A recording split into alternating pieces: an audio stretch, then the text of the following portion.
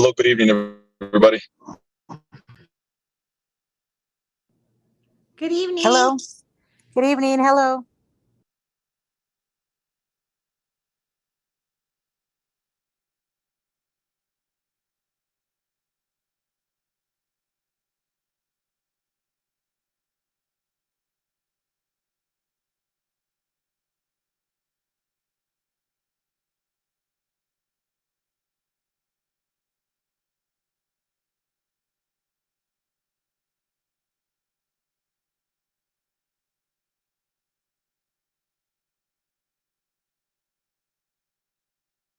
Do all this for you. Well, do that all the way down here. I'm on for that. Let me mute myself.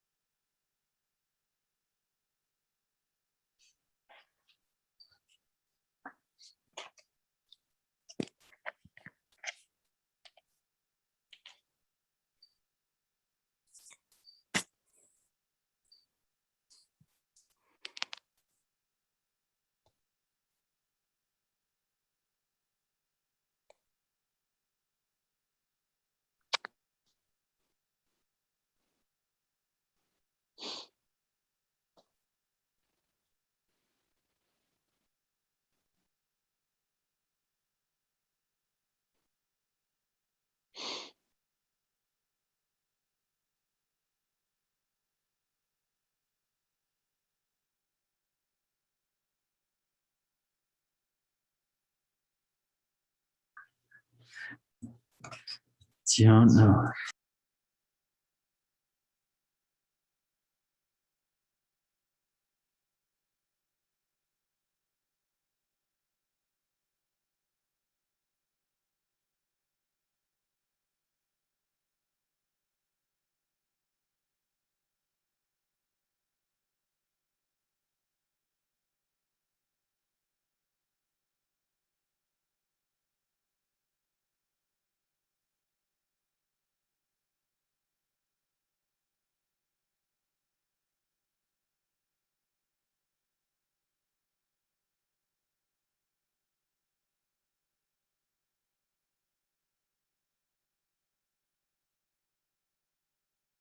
You're awesome. Thank you, Kelly. Okay, counselors inside of the chambers, make sure that your volumes are off, please. Ladies and gentlemen, my apologies for the 10-minute tardiness. The time is now 6:10 p.m.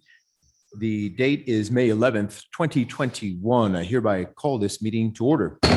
Please rise for the Pledge of Allegiance. To the flag of the United States of America and to the republic for which it stands, One nation, under God, indivisible, with liberty and justice with for all. liberty and justice for all. And please remain standing as Mayor Pro Tem will lead us in invocation. Loving Heavenly Father, we come to you this hour, asking for your blessing and help as we are gathered together. We pray for guidance and ask that you would clearly show us how to conduct our work with a spirit of joy and enthusiasm. Give us the desire to find ways to excel in our work. Amen. Amen.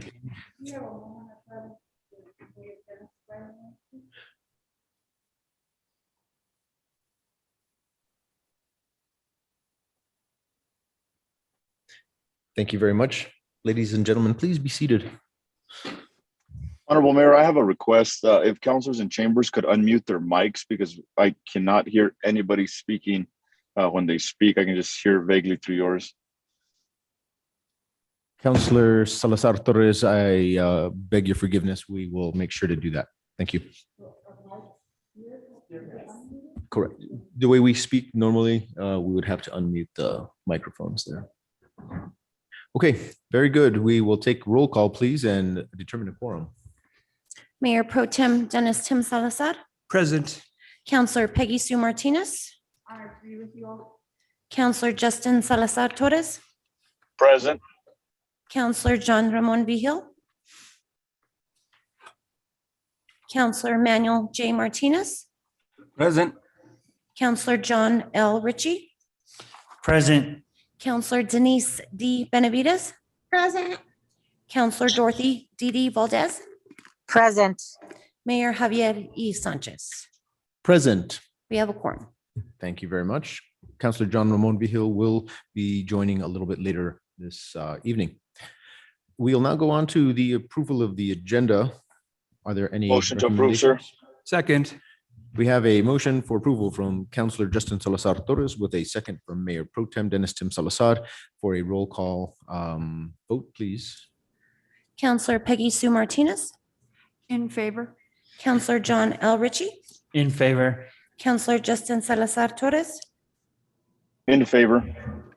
Counselor Emmanuel J. Martinez, In favor. Counselor Denise D. Benavides. In favor. Counselor Dorothy D. Valdez, For the motion. Mayor Pro Tem Dennis Tim Salazar. For the motion. Motion carries. Excellent. We'll now move on to our consent agenda. Do I hear a motion? So moved, Mayor, to Second. as presented. Motion from Councillor Peggy Sue Martinez with a second from Councillor Manny Martinez to approve the consent agenda. Let's take a roll call vote, please. Counselor Peggy Sue Martinez, Yes, I apologize. That approval is a motion to approve the April 27th, 2021 City Council meeting minutes.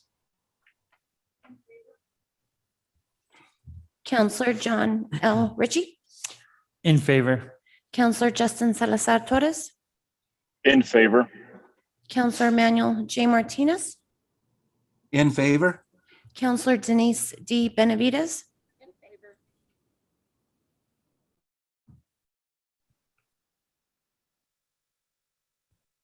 Counselor Dorothy D. Valdez, In favor. Mayor Pro Tem Dennis Tim Salazar, For the motion. Counselor Denise D. Benavides.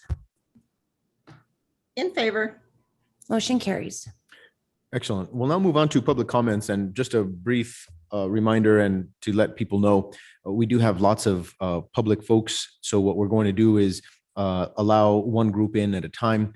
And Mr. Tyler, if you could go out and ask if anybody wants to speak for public commentary, we may have some new joiners outside, and we'll go ahead and begin with that. So Ms. Serrano, if you could please lead us on to the next part of the agenda for public comments. Nora J. Valdez. Ms. Valdez, please, we thank you very much for joining us today.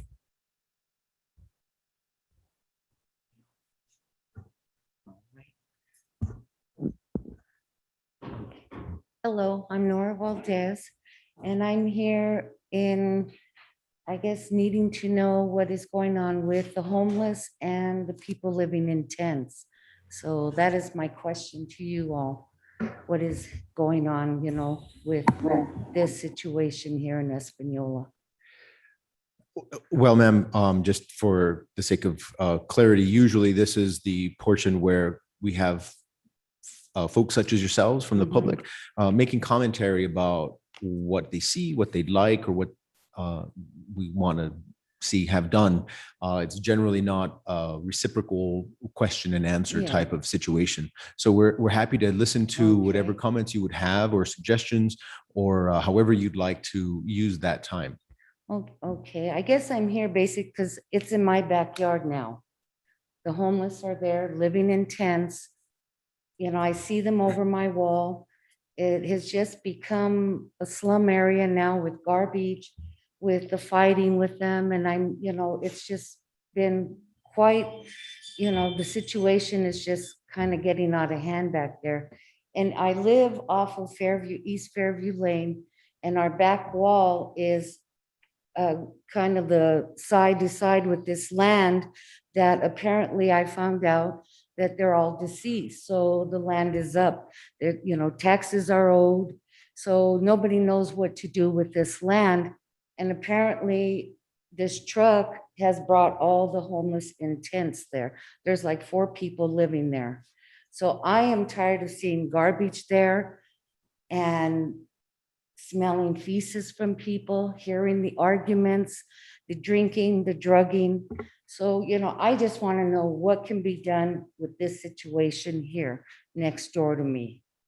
Very So I'm suggesting maybe porta potties for them there and a dumpster so they can throw their trash and at least have bathrooms. I know they go to the shelter here and shower. I've heard them say, we're going to the shelter to shower. But, I think a solution for this is showers and bathrooms for these people, in some area where they can be watched and, and maybe themselves can monitor. Because I know it is becoming a problem and I have seen it in the last 15 years here, seen more transit people coming in. And now just listening to the news today in California, it's a bigger problem. A lot of the people are moving out because they're camping out on the sidewalks. So I don't want to see Espanola get to that point. So we do need a solution for this, and with bathrooms, I say, it can be with solared. So, I guess I want to know what can be done right now with these people in this land where before it was a sanctuary for the black crowned herons that used to come. Since they've moved, the herons have left, the crows have left, the huracas, the magpies, even the feral cats that were hanging around. We are the worst species on earth. We're not like animals. Animals respect, but here now, they're just not respecting. And I know they do have mental problems. I know that because I've worked with them before. So, I just want to know what can be done right now with this happening next door to me. Ms. Valdez, we thank you so much for joining us today. And Ms. Serrano, if we can get some contact information and maybe we And I can know reach. you want to get a committee, but already you've heard, I think you're the committee. You as the council and the mayor, you're already the committee. You're hearing what the people are wanting. So, there shouldn't be all this red tape to get a committee. So that is just what's happening with me. And that is why I'm here tonight. So please do help. Thank you, in Ms. this Valdez. situation. Thank you so much for All coming. right, thank We you. appreciate it. Ms. Serrano, May I show Miss, pictures of how I know? I'm sorry, ma'am. Oh, thank you. Yes, ma'am. Ms. Serrano, who else do we have? We do not have anyone else signed up, sir. Okay, so okay. That concludes our public commentary for today. We'll now go on to councillor comments and announcements.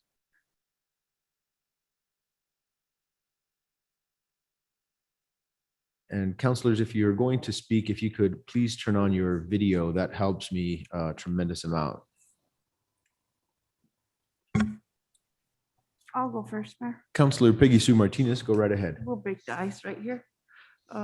First of all, I just want to state that the speed radar trailer that the city recently purchased to address the speeding that was happening at Valley Estates and has since been moved to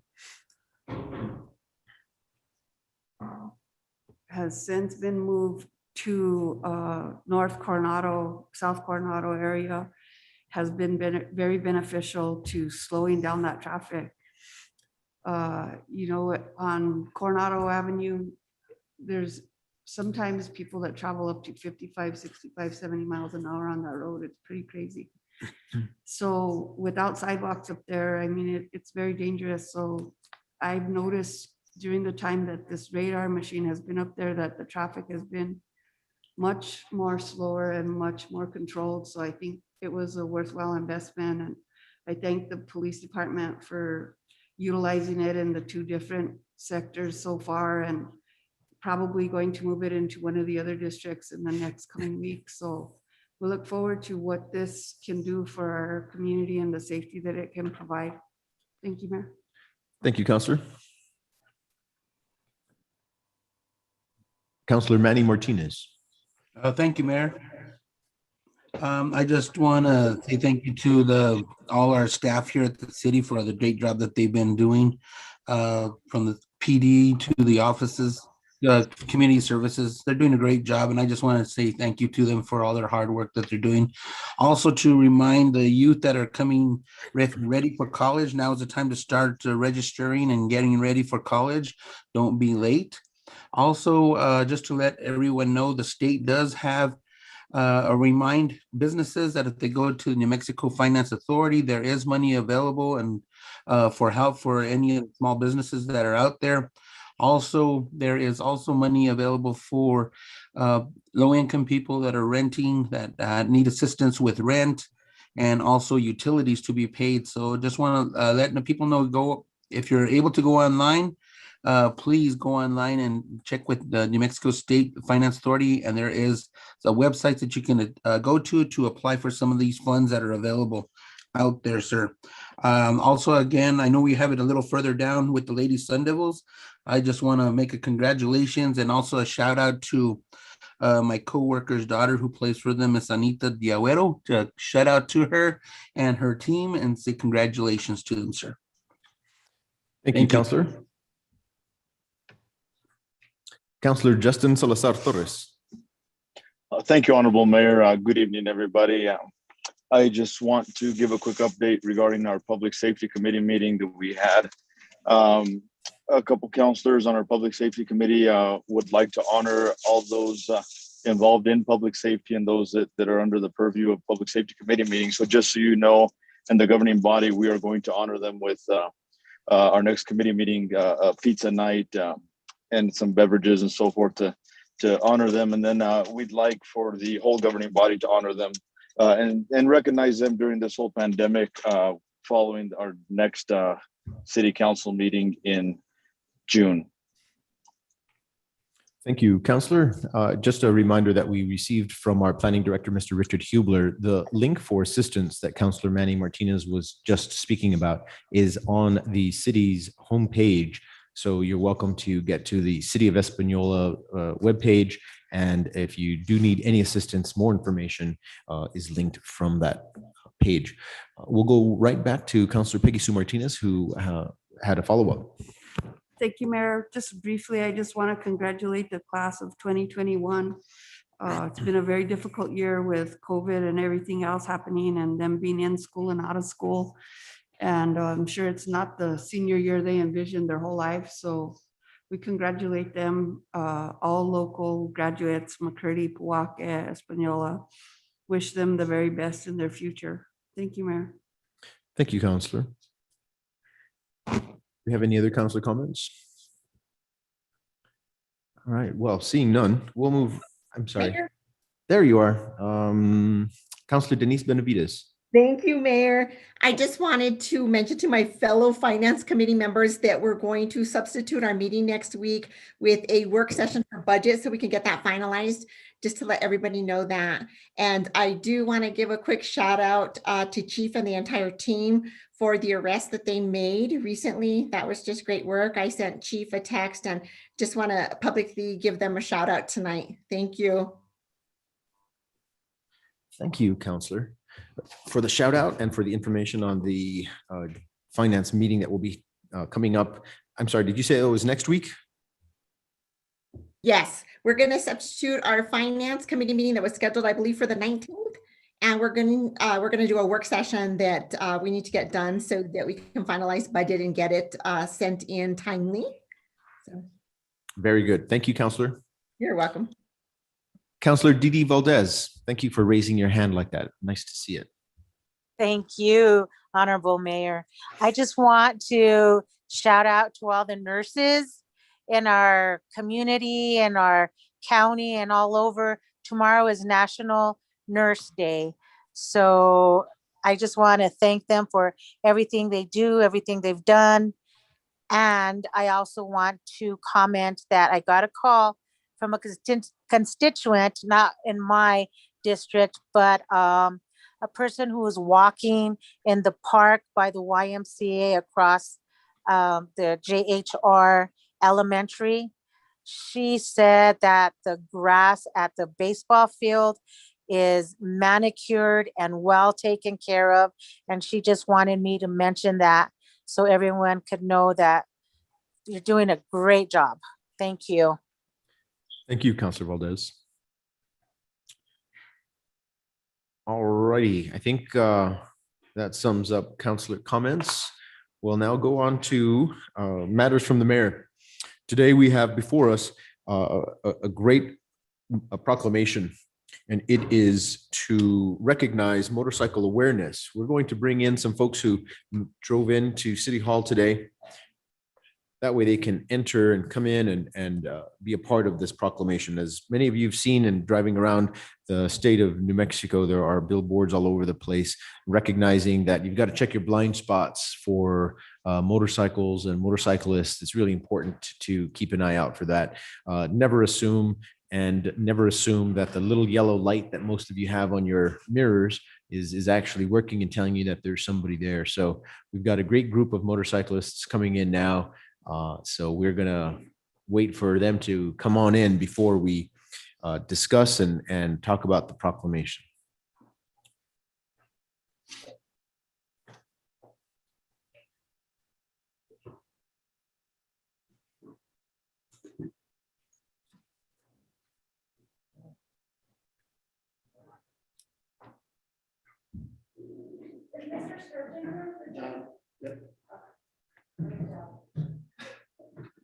All right, so helping to organize this is Mr. Sturgeon, is that right? Yeah. Come on up if you'd like to, and you want to say a few words, or Well, I was gonna give that to my friend Olaf here. Very good. He's got some things to say. Olaf, please come on up. So I'm the co-chair of the Northern New Mexico Council of Clubs. And I just wanted to say that we appreciate you guys jumping on that wagon here and getting this done for the month of May. I want to briefly throw out there. I mean, I personally have known quite a few motorcyclists that have died and been maimed on New Mexico roads. And I want to briefly share with you a case just to show you how little it takes for a person to be permanently maimed. A friend of mine was involved in a crash on August 20th of 2017. After a year and 8 months of numerous surgeries trying to save his foot, his leg was finally amputated at the knee on March of 2019, followed by a 4-month recovery of the amputation.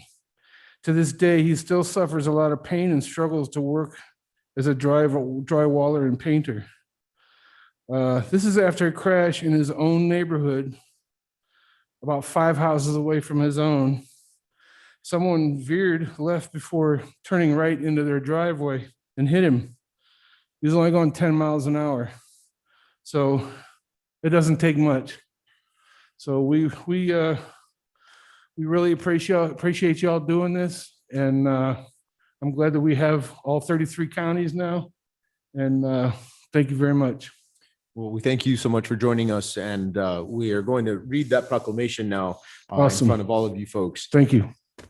So the official proclamation of the City of Espanola, New Mexico, USA, whereas motorcycles are used as a regular means of transportation for commuting, touring, and recreation in and around Espanola and Rio Arriba County, New Mexico, and whereas Espanola's scenic roadways make motorcycling a very popular destination for riders from around the country, and whereas the safe operation of a motorcycle requires a use of acquired skills developed through a combination of training and experience, the use of good judgment, and thorough knowledge of traffic laws and licensing requirements.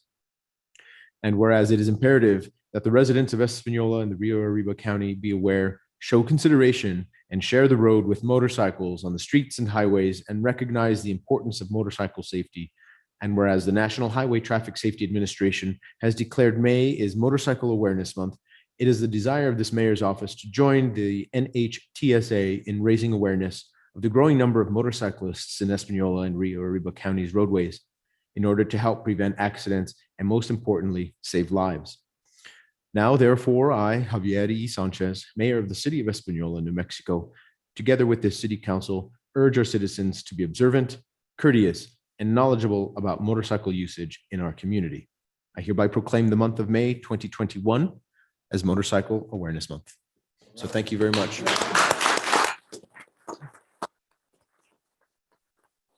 If you wouldn't mind gathering together, we're going to take a picture. We've got Ms. Serrano over here, who's our expert photographer, using her iPhone from 2010.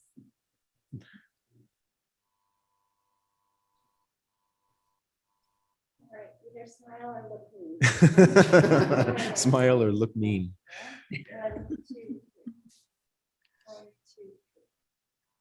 Excellent. Ladies and gentlemen, thank you so much for joining us this evening. Thank you to all of you and Mayor Sanchez. Appreciate it. Thank you.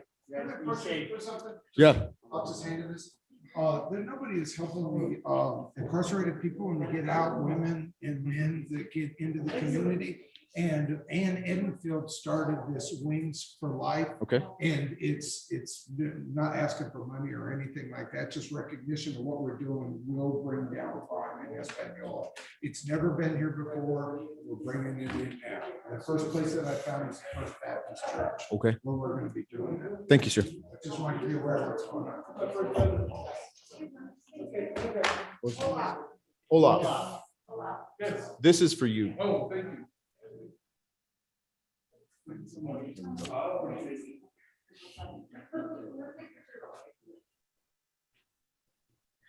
And hey, thank you, gentlemen. Appreciate it. And we're now going to go on to matters from the city manager, Mr. Javier Martinez. Good evening, Honorable Mayor and members of the governing body. Thank you for giving me the time and this opportunity to give you a quick brief in regards to city business. The first item I'd like to discuss, a request that was asked by Councilor Manny Martinez in regards to an update on the State Road 76 wastewater expansion project. So I'm happy to say that as of today, the updated and most current traffic control plan was submitted to NMDOT this morning. So we're looking forward on that. Also, if you indulge me and look at on the agenda on item Roman numeral 11, item K, there is a budget adjustment request for increased funding that we received funding from the New Mexico Environmental Construction Program Bureau. From 1.1 million to increase to a total of 2 million, which serves to be accurate in pricing. As everybody knows, the cost of supplies has dramatically increased in the past 6 months, and also the traffic control plan was very detailed and needed quite a bit of upgrades from the initial submittal. So with that. The next item I'd like to discuss really quick is another request by Councilor John Ramon Vigil from the last council meeting in regards to the status of the franchise agreement between the city of Española and Gemes Electric Co-op. I did meet with the Gemes new executive director, Mr. Michael Hastings, on Thursday, May 6th. We had a very informal and pleasurable meeting to discuss on the path forward in regards to renewing a franchise agreement between the two parties. We agreed that the good platform to start off with would be the 2012 ordinance that was passed by the governing body in that year. And we both agreed that would be a good, solid platform moving forward. We did run into a little bit of an issue in regards to representation by legal. Mr. Hastings did disclose to me that they have hired their current attorney used to work for the city, Mr. Frank Koppler. So he would not be able to represent in this case due to a conflict of interest. Also on our end, Longcomer and Associates has worked with Gemes Co-op a few times as well. So they feel that they will bring in other legal representation to help us move forward in this franchise agreement.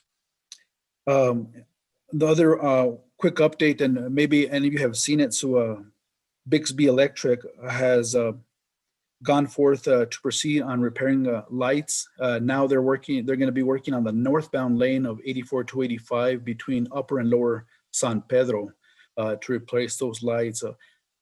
The traffic control plan was the holdup there, and so it got approved, and I believe that work should be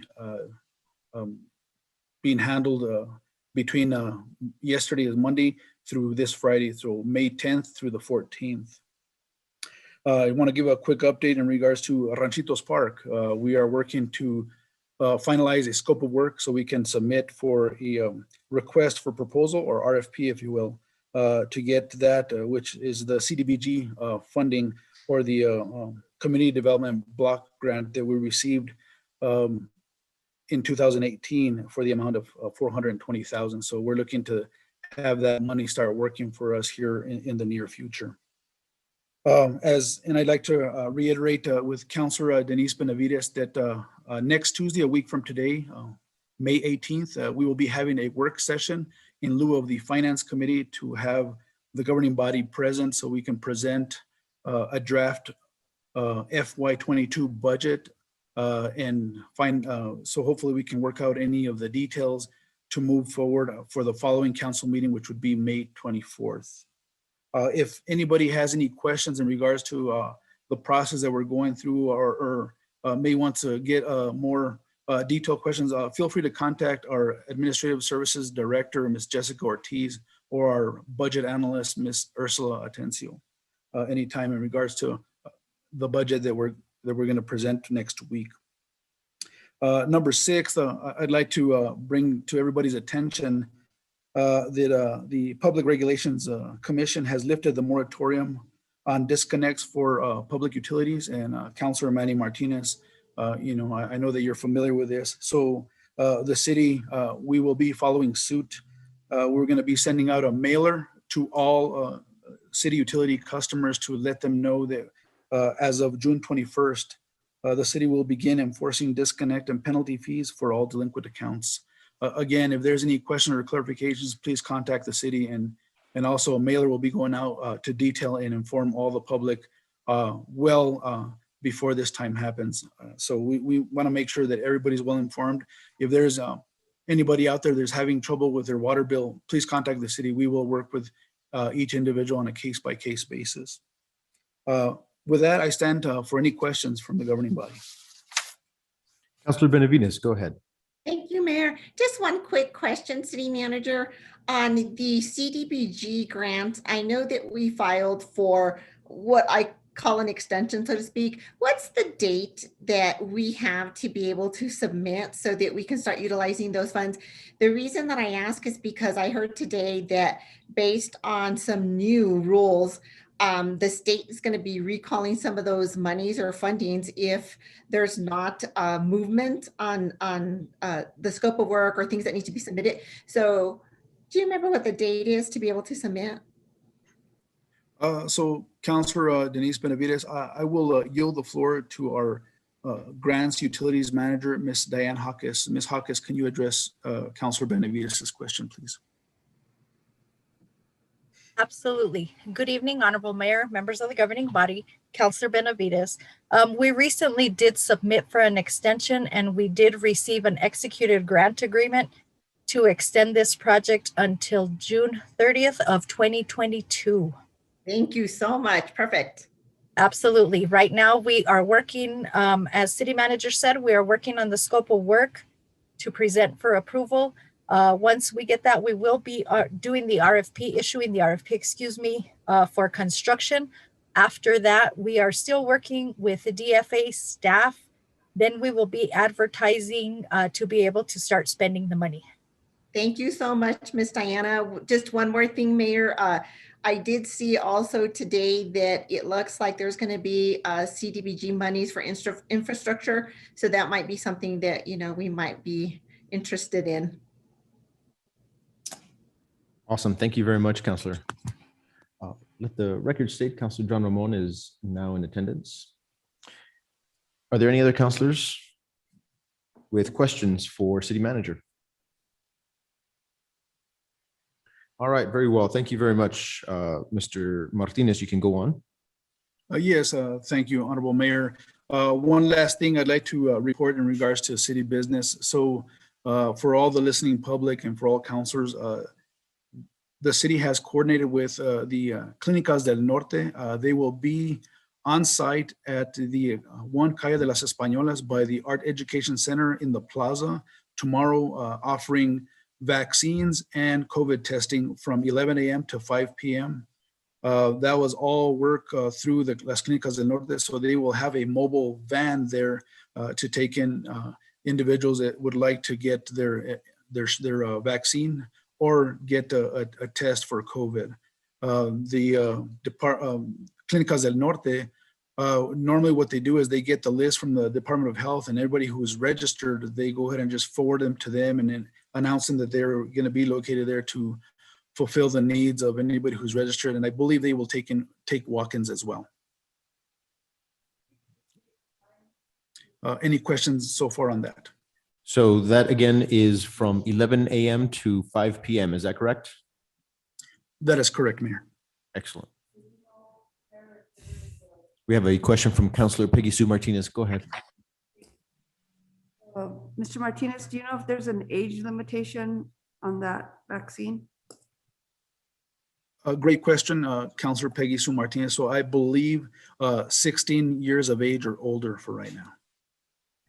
Thank you.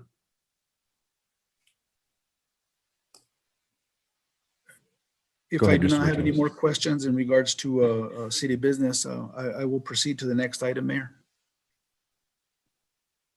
Go ahead. Thank you, Mayor. So Honorable Mayor, members of the governing body, so we'd like to recognize employees within the city for their outstanding work, their dedication to the city, and their performance throughout their employment here. So with this time, I would like to respectfully and would like to present a certificate of recognition for Employee of the Month for Mr. Daniel Fresquez. Mr. Daniel Fresquez is our streets foreman that falls directly under the supervision of Mr. Elijah Mares as a street supervisor in the Public Works Department with Mr. Steven Trujillo. Mr. Fresquez I have personally witnessed that this individual goes above and beyond the call of the duty that is required of him. I personally saw on April 8th when there was a major wastewater break on West Pueblo Street. It was all hands on deck. At that time, it was unfortunate that our wastewater department was understaffed due to COVID. So I personally saw Mr. Fresquez in the trenches with his fellow coworkers from the water and wastewater department, doing his duty to help and assist and get services back to the city of Espanola. But I'd like to yield the floor to his first line supervisor, Mr. Elijah Mares, that he can maybe elaborate on Mr. Fresquez's performance here at the city. Thank you, Mr. City Manager, Honorable Mayor, council members. Really don't have anything prepared. Just wanted to make sure that just to let everybody know that Daniel Fresquez really picked up and kind of run with everything there. He's eager to learn. He's eager to help. There's never a complaint or anything he can. Not a problem. He loves to do it. He enjoys what he does. So I mean, I just recognize for his efforts and everything on there. That night, that was back the next day. Finished up the job there, Mr. Stevens. So they're agents where he's come out to help extra and picking up the job without any kind of issue to the city. So just thought it's make sure.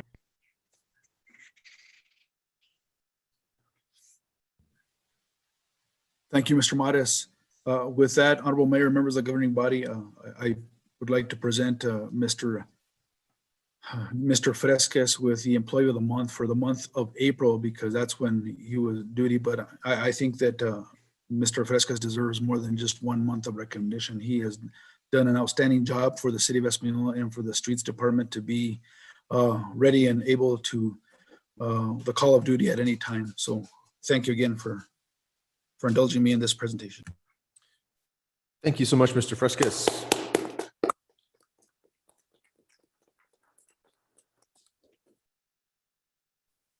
Very good. City Manager, do you have anything else? No, Honorable Mayor, that concludes my presentation for this evening. If any of you have any questions, feel free to give me a call at any time. I will be happy to take any questions and return and give you any answers you may need. Thank you. Thank you, sir. Now we'll go on to business with visitors. We have first with us Mr. Cruz Lopez. Hello, everybody. How's it going? I think you guys all know me. My name is Cruz Lopez. You guys might remember me from Henry Valencia's as a salesman there. But also you guys might remember me as being an artist even before that.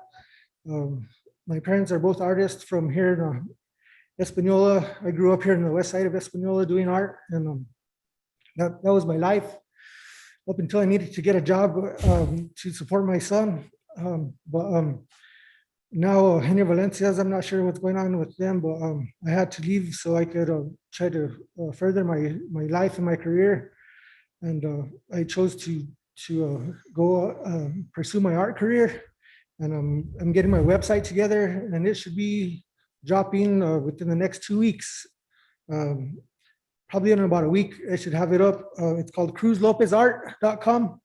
And one thing I wanted to present that it's going to be pretty cool that I think you guys might like is my new coloring book that I'm going to be coming out with. It's I'll show you guys a copy of it. It's there's two actually. They're lowrider coloring books. I did some drawings. I'll show you some work from there.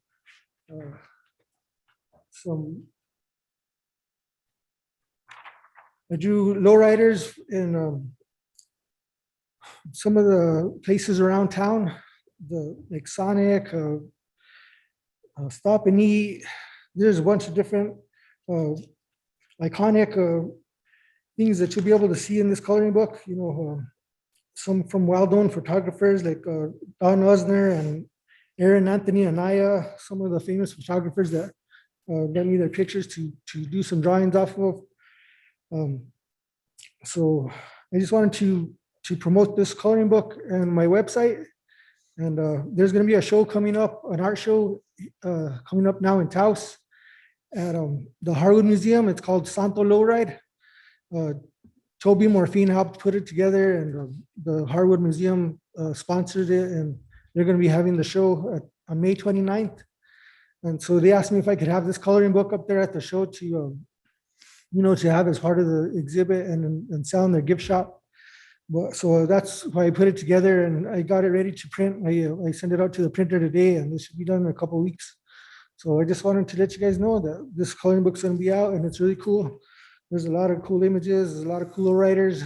We want to promote the art and promote the culture in the valley.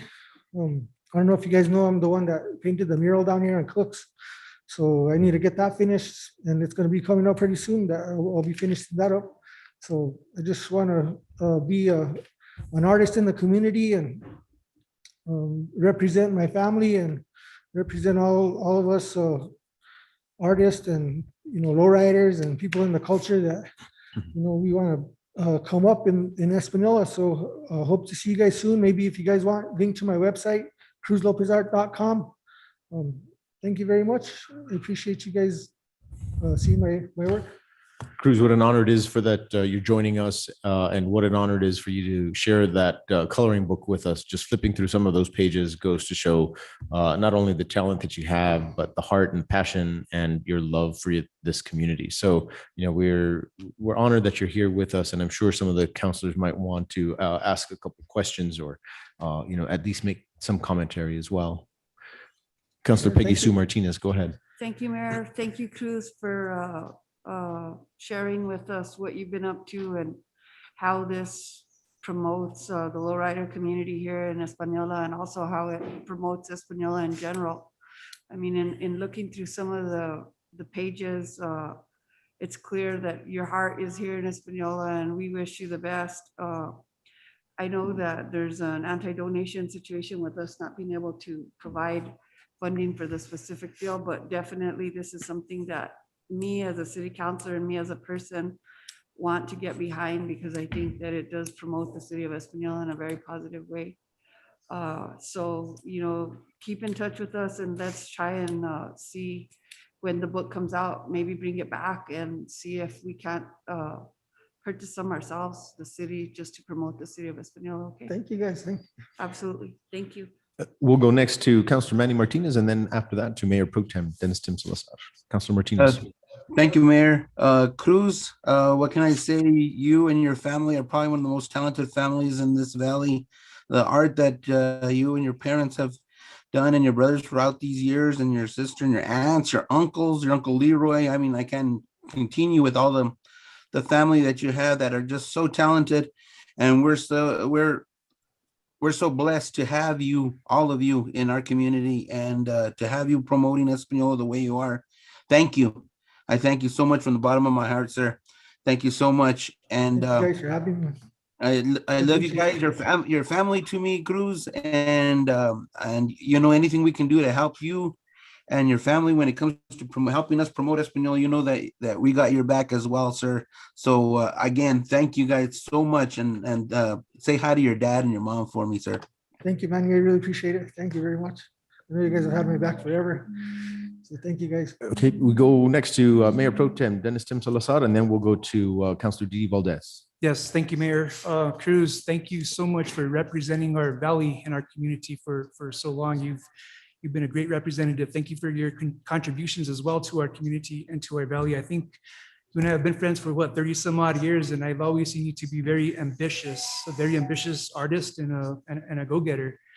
Keep up the great work. I wish you the best of success. Thank you for coming to our city council meeting as well to let us know, and as far as the general public as well, to promote this. I think you're going to do well, but keep up the great work. Thank you, Cruz. Thanks, Dennis. I appreciate you. Thank you very much.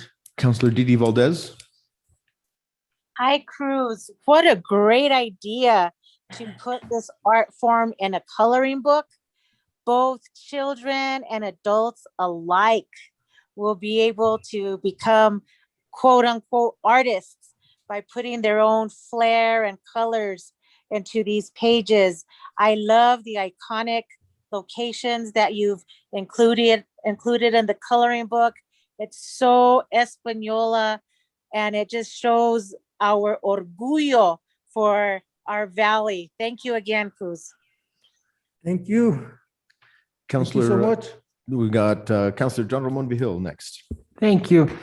Cruz, I just want to really appreciate you and everyone else.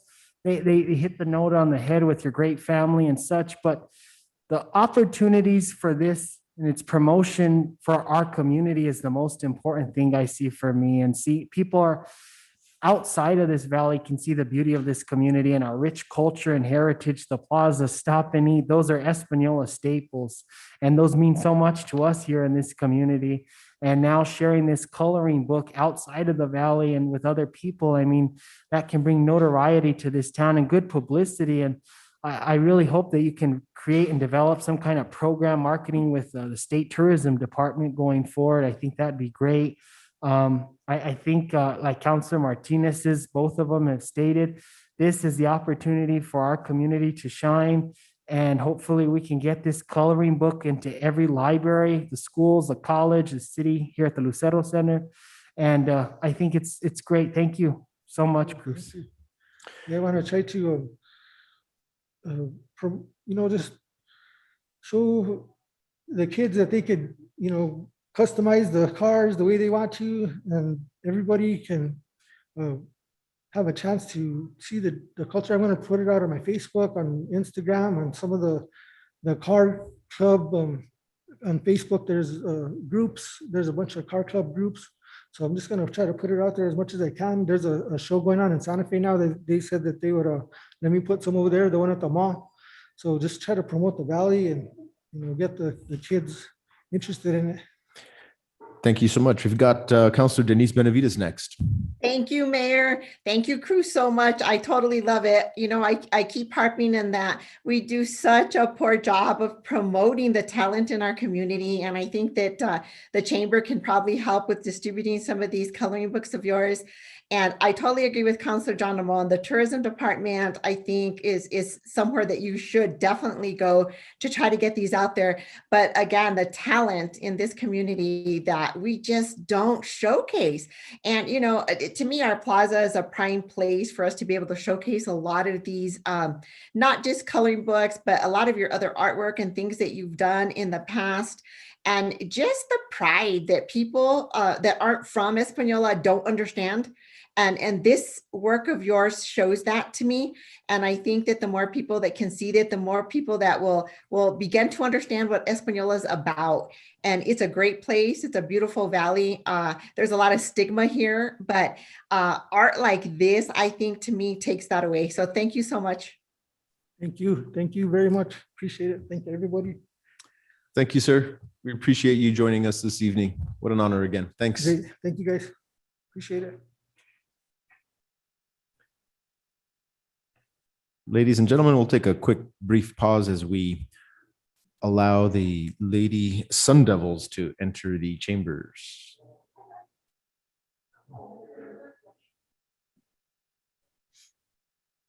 Come on in.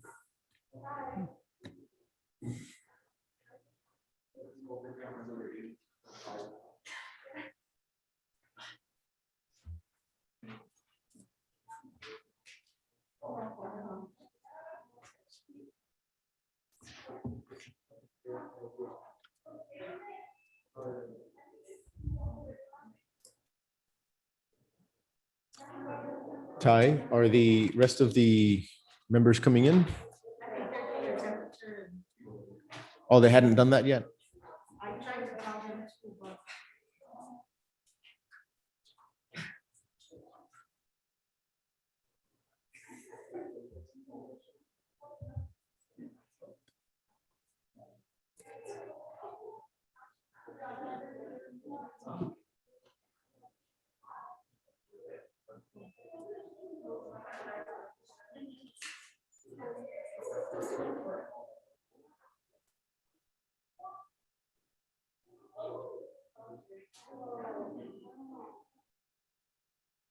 You can just make your way towards the end there. There's several coming in.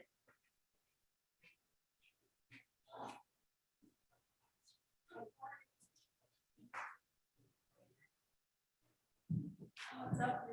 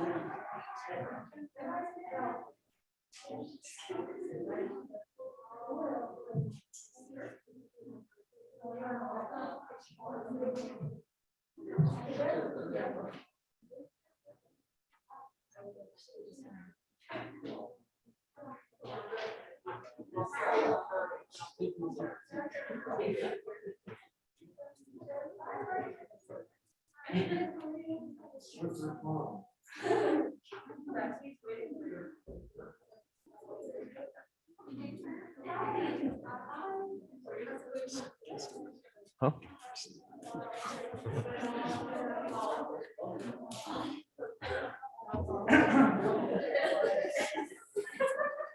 All right, here we go. Now this is a party. I like it. First and foremost, congratulations to everybody in here. What an honor it is to have you. How great it is that you represent this great valley. We just couldn't be more proud. Our hearts are overwhelmed. And just to see all of your smiling faces under all of those masks, because everybody here is at least wearing a mask, we just couldn't be happier for you. Congratulations. What a great representation that you make of the city of Espanola. So thank you so much.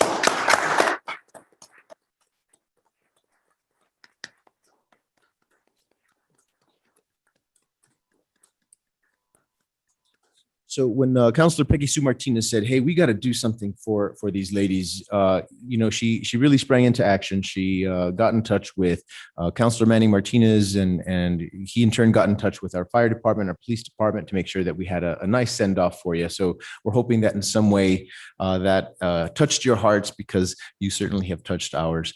And I'm gonna make sure that each of the councilors has at least a minute to talk about what your accomplishments mean to us.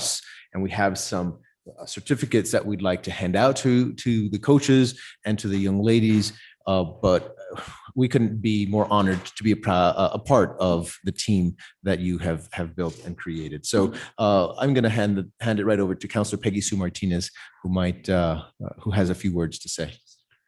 First of all, thank you for waiting patiently for us. I really didn't think it was going to take that long to get to you, so apologies on that.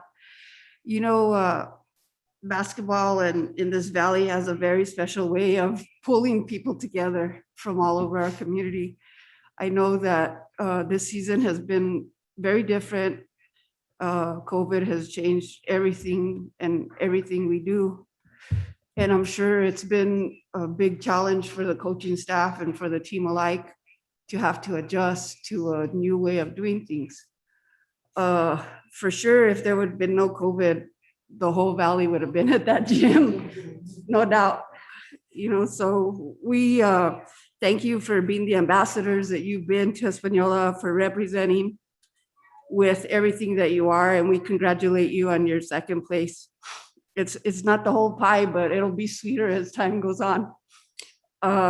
Some of the things that you guys have shown our community and how you represented has been with resilience because of the COVID situation and having to adjust everything that you've done thus far to have the success that you've had. Your leadership in showing our community how far you could get, accountability, not only to the community, but to each other in keeping each other safe from this virus, the respect and patience. All these are skills that each and every one of you will continue to use in your education, in your employment, in your relationships. And we just are so proud of you for what you've done for the city of Espanola. Congratulations.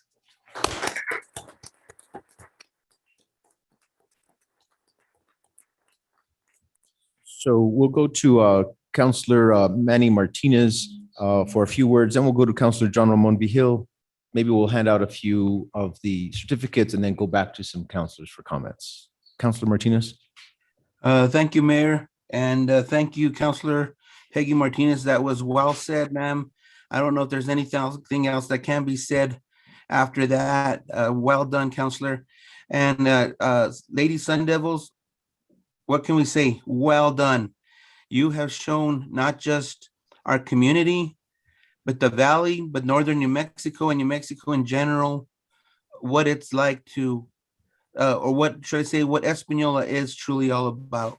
And thank you guys for what you did representing. I was keeping up with a lot of the games as much as I could. And to see you guys playing with masks on was just incredible.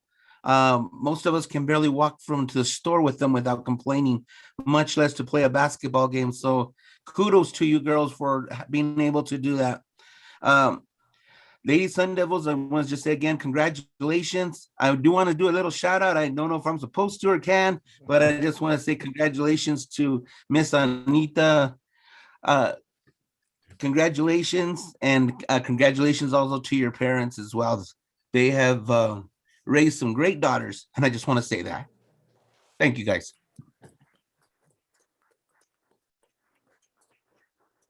Councilor John Ramon Vigil. Thank you. I just want to say something that hasn't been mentioned, and You girls are leaders in our community. You've set the path. You're trailblazers because you made history when you went to the state championship game. You were the first ever Espanola team to make it to the big dance. So that's a big pat on your backs. You know, the high school's been around since 1975 and maybe for a long time, the girls won't go back. I don't know, maybe you juniors, sophomores, come on, keep up that perseverance. But for you seniors, that's a story to tell your grandchildren. One day you played for the state championship representing this beautiful valley. You did with great honor, respect, and you should all be proud to be from this valley. And you're all graduates of a great high school, and great products come out of Espanola Valley High School.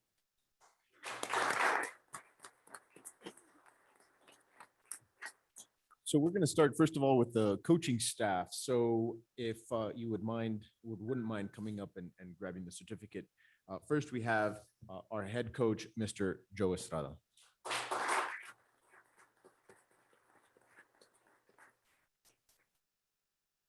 Congratulations and thank you so much. We'll have maybe you say a couple words after I introduce the other coaches. We'll have you say a few words after I introduce the rest. Awesome. We next have Lando Alide. Congratulations. Thank you so much. Kevin Hawk, assistant coach.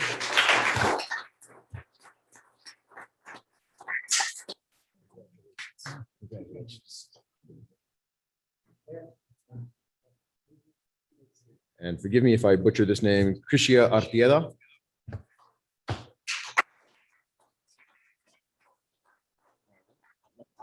We have next Sandra Gonzalez, assistant coach.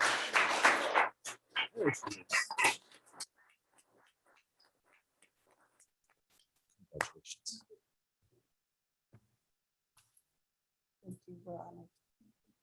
Dennis Archuleta.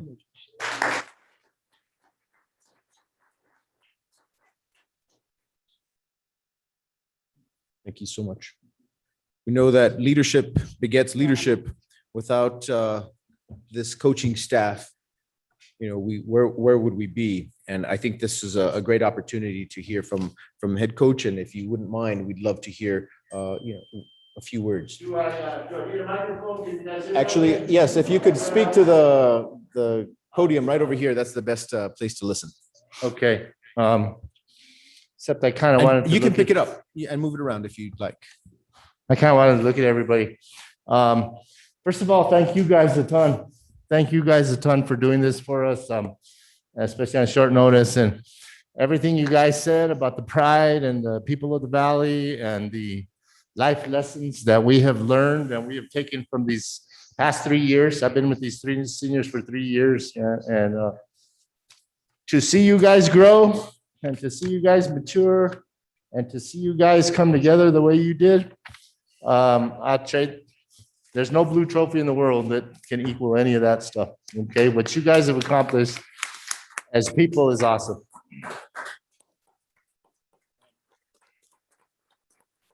Thanks to my coaching staff, parents, thank you. Thank you for all your dedication, all your time, and your efforts and your patience with us. I tell people all the time too, now seniors, you go out now and you continue to make us proud, okay? In the things that you do with the rest of your life, when you go to college, when you get a job, when you get that career, continue to make us proud, okay? They definitely left Espanola girls basketball a better place than they found it. And that was one of the things we always aimed for too. That was always one of the goals, that leave this place better than you found it. You guys did a great, great job with that. Okay. Thank you again.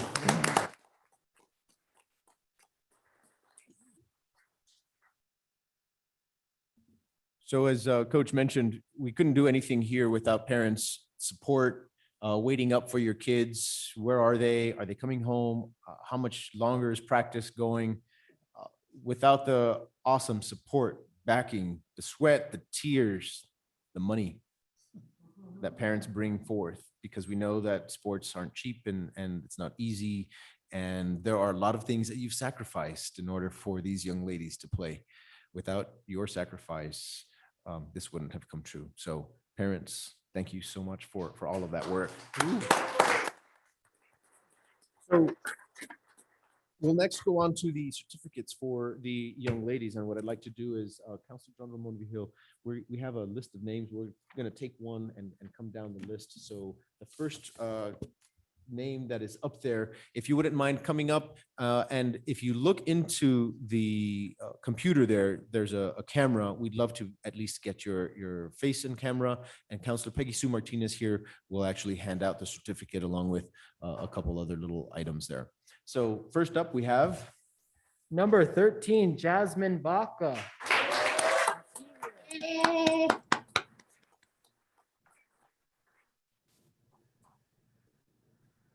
That's it. We can see you.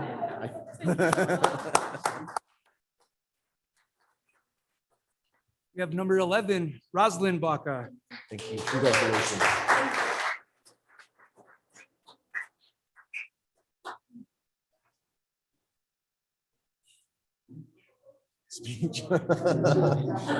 Congratulations. The podium. Right. And have them do that first. And then, there you go. Perfect. Number 34, Cameron Connors.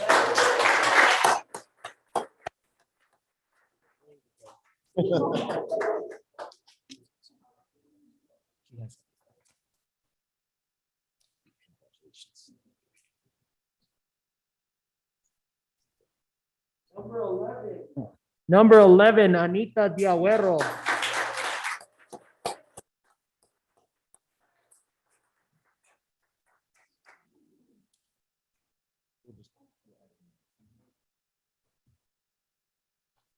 Congratulations.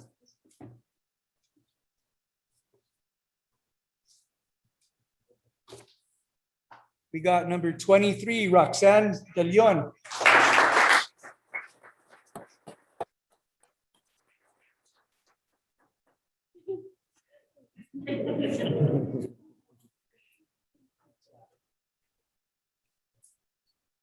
Number 33, congratulations, Kiana Duran.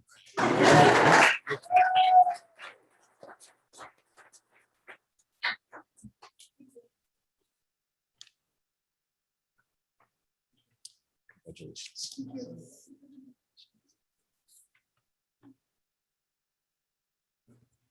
Number 15, Joni Martinez.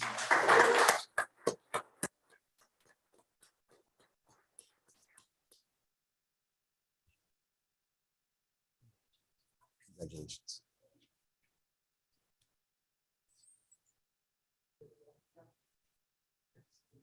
Number 24, Faith Maestas.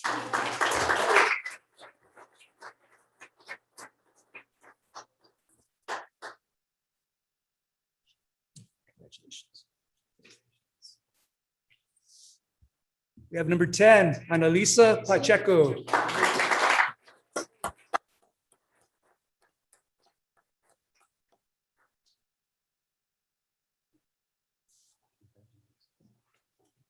Congratulations. Number 22, Rihanna Padilla.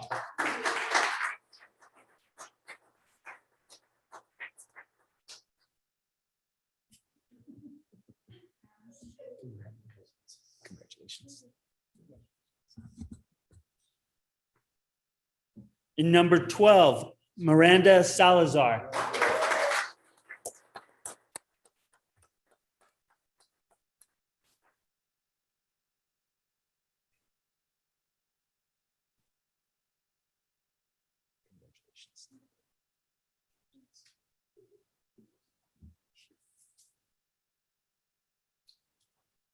Number 21, Christiane Sandoval.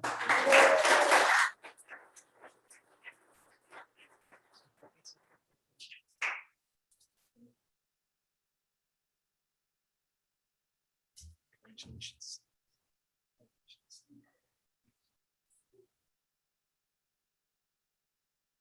Number 14, Jordan Torres.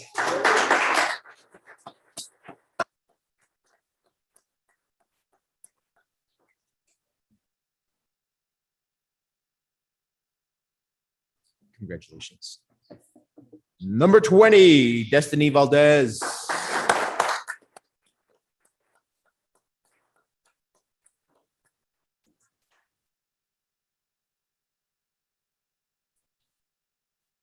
Congratulations. And that rounds out the Lady Sun Devils team for 2021.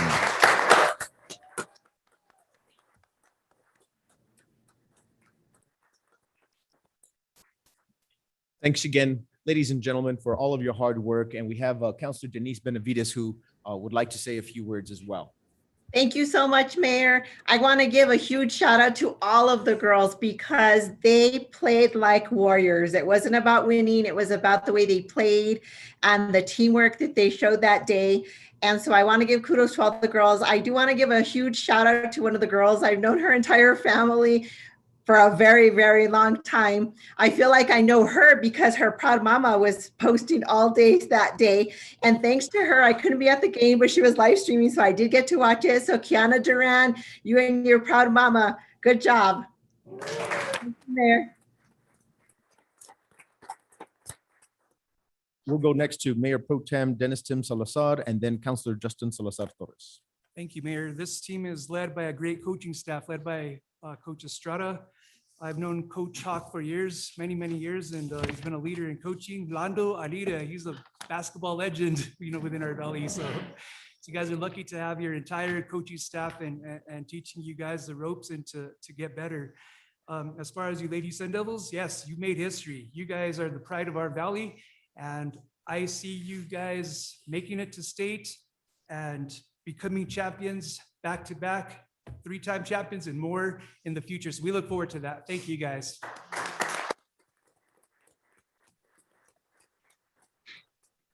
Councilor Justin Salazar Torres. Thank you, Honorable Mayor. Good evening, councilors and ladies Sun Devils. As we've gone through this evening, I think of the word legacy, right? And forever your legacy, and that's each and every one of you, your legacy will be forever remembered in Sun Devil country. God bless you all, and thank you for giving me high blood pressure.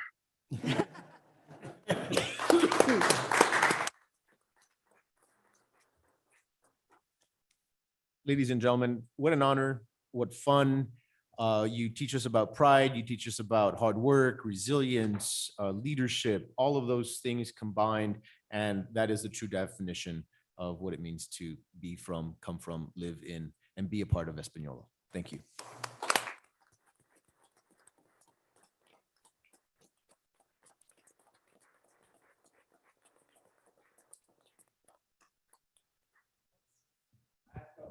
Thank you, Coach. Hey, thank you. Thank you. Thank you so much.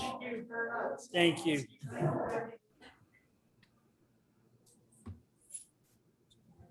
You guys are awesome. Thank you, girls.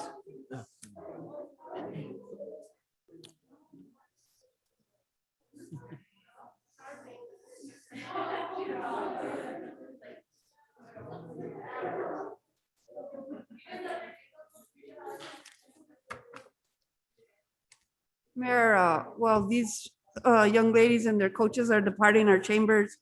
Personal thank you to our clerks department for putting these certificates together at short notice. Thank you, Bye-bye. guys. Thank you. Sometimes we come up with these ideas and on very short notice, the staff we have is just amazing. Tyler and Angelica, talking to them concerning the banner that the city put out and all of that other stuff. At a very short notice, they're always, yes, absolutely, let's get this done, great idea, let's move with it. That kind of positiveness is just awesome, and I just love working with them. So just a shout out to the clerk's office for their positiveness and their ability to come through and make us all look great in the end. So thank you again. Thank you very much. Mayor Pro Tem had a final comment. Yes, thank you, Mayor. I feel we really have to mention the boys basketball team. I wish we could have brought them in as well. Coach Gabe Martinez, in only his second year, made the Final Four as far as a coach for the boys basketball team, and I think we need to mention them and we need to honor them as well. Espanola Valley boys basketball, District 248 district champions. First team all district is Garrett May, Jordan Duda, and Ollie Fell. Second team all district is Anthony Law and Juan Branch. All district honorable mention is Martin Rodriguez and Ricky Pavia. All district academic team is Juan Branch, Jordan Duda, Martin Rodriguez, Malachi Jones, Josh Coriz, and Juan Orozco. The 2-4A player of the year is Garrett May, and we got the 2-4A coach of the year, Gabe Martinez. Good job to the boys basketball team as well. And I think they're going to continue to move forward. Thank you, Mayor.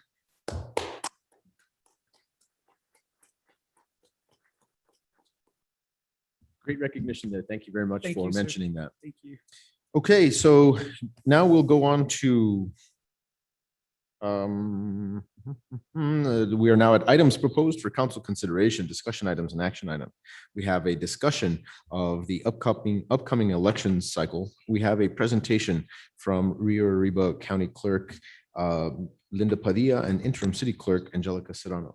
I believe in Ms. Padilla's stead, we have, is that Michelle Jordan? Correct. Very well. Thank you very much for joining us this evening. We appreciate it. Thank you for having me. Why don't you go ahead and take it away? Good evening, Honorable Mayor, Honorable City Council members, honored guests, and City Clerk Serrano. I appreciate you having me come. As you know, I'm Michelle Jordan. I'm the Bureau of Elections Chief for Rio Arriba County, and I'm appearing on behalf of the County Clerk Linda J. Padilla. She had a prior commitment and wanted to send her apologies not being able to attend tonight. So we wanted to discuss what a municipality can do to opt in for the regular local election and what benefits it has for the municipality. A municipality may opt in to be a part of the regular local election by adopting an ordinance to do so. The Secretary of State's office offers a sample ordinance that you may modify for your use.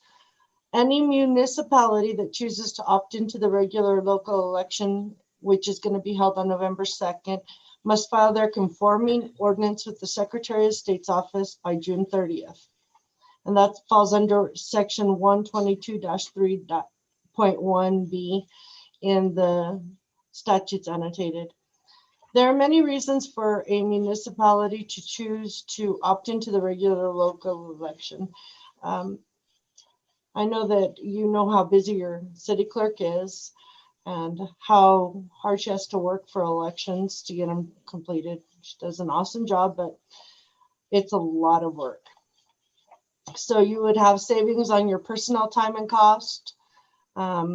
You would have savings on all your election supplies, publications, your election board members, your part-time election staff that you have to hire to help, and any election consultants that are required.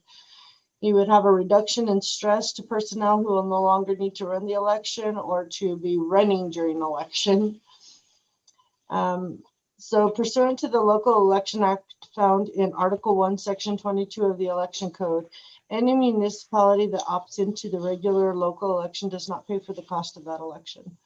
All duties regarding the regular local election are handled by the county clerk's office. So those duties include use, programming, certifying, delivery, and pickup of voting tabulators, ordering election supplies, confirming polling locations meet statutory requirements, publications required by statute, such as proclamations, election worker standby list, early and absentee dates and time notifications, extra staff for early voting, extra staff for absentee and election day, handling filing dates for candidates, notification of candidates, certifying ballots to the printer and vendor.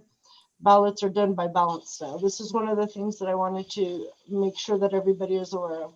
All ballots are done by ballot style. What that means is that if a candidate doesn't fall within that ballot style, so if you're in Chama and you're outside of the city of Chama and your municipality is within that city, I would not get a candidate for the city on my ballot. It would only be those that are within the city. So that's how ballot styles are handled. We would be responsible for hiring and training all election board members for same-day registration, for absentee, for early and election day. We would be responsible for verifying and entering all qualified same-day registrations. As you know, that's a new law that came up where you can register to vote at any early voting location and vote on the same day. We would be responsible for notification requirements and interaction with the Secretary of State's office. We would be responsible for entering election night results, verifying all equipment, supplies, ballots, results are returned by the election boards. We would handle the canvass of the election. And for any municipality that chooses not to opt in, as you know, because you've done it for many years, you're responsible for everything regarding your election, and you pay the cost for that election. And the only thing the clerk's office will do is provide the voting tabulators to your office to use for that election. So there is a lot of savings involved. Well, I'm not going to say there's hundreds of thousands because we don't spend that much on election. Well, you don't, I do. County elections are pretty expensive. So you would be saving some money, but the savings that you're going to see are the stress levels for your, not only for your staff and your personnel, but for your council members would go down because they wouldn't be responsible for answering the questions. When do I file? When do, where is the paperwork? How do I pick that up? What do I need to bring? What do I need to accomplish? That would be handled by our office. And since we're already handling all the school districts and we're handling the soil and water conservation districts, it would just be another group that would be added. So I think we could be do well doing that, but it's up to you. And I just wanted to make sure that you had the information that you needed. Thank you again. Thank you very much, Ms. Jordan. We appreciate it. Ms. Serrano. Good evening, Honorable Mayor, members of the governing body. Thank you, Ms. Jordan, for that presentation. You made it very clear the intensity of what an election is and how intensive our roles are in it. And I appreciate you speaking this evening. I do have the 2020 election expenses before you. Let me share that screen real quick. Traditionally, we spend at about $20,000, usually a little bit over that. The majority of that goes to our election supplies and the election board and consultants that come in to help us, make sure that the elections run smoothly. The 2018 elections, we paid $20,806.45. And I stand for any questions as well as Ms. Jordan. Councillor John Ramon Vijil. Thank you. My question is we're in two counties, and so how does that plan to work? Because I know that when this local election act was put into place in 2017, Rio Rancho and the mayor of Rio Rancho was very adamant against it because Rio Rancho's in Sandoval and Bernalillo County, and the other municipality is Espanola is in Rio and Santa Fe County. So how do we plan to handle that? That was the issue why 2 years ago we voted to not do this. So I just want to know what's been updated to move in that direction. Okay, so you would not be the only government entity that falls within that division, which is Santa Fe and Rio Arriba County. We have schools that fall into that division. So what happens is we handle all your absentee and your early voting. But now with the technology that we have available to us, you would be able to vote for your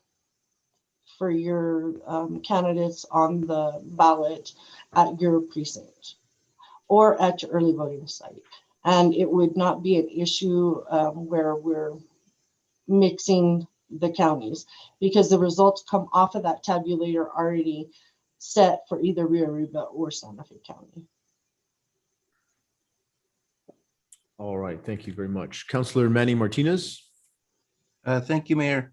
You just mentioned that you would be handling the absentee ballots. Does that include also Santa Fe County as well? So what happens is the majority of Espanola, the Espanola municipality falls within Rio Arriba County. But because it's a regular local election, you have to remember that this is all soil and water conservation districts, all school districts, and this is not just our county, it's statewide. So they would be having absentee in Santa Fe County, and we'd be having absentee in Rio Arriba.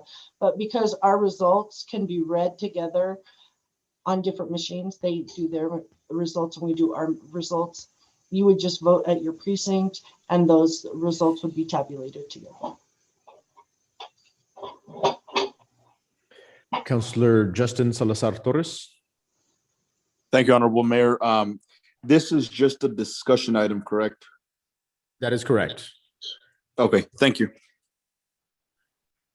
Councillor Peggy Sue Martinez. So some of the things that came in play when we presented, and this was decided already, was that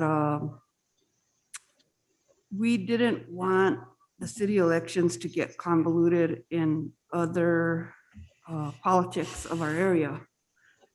So that was one of the main reasons that we decided to not opt in. And it was already decided. I mean, it can come up again, but it would have to be by somebody that voted in favor of it to bring it up for reconsideration.